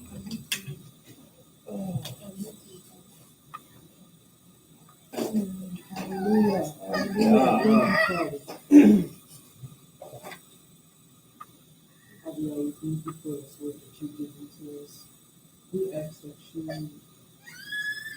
Father, allow us to speak your word and not lean on our own understanding, but trust you in all our ways, and that we may put our trust in our fear in you and reverence you each and every day.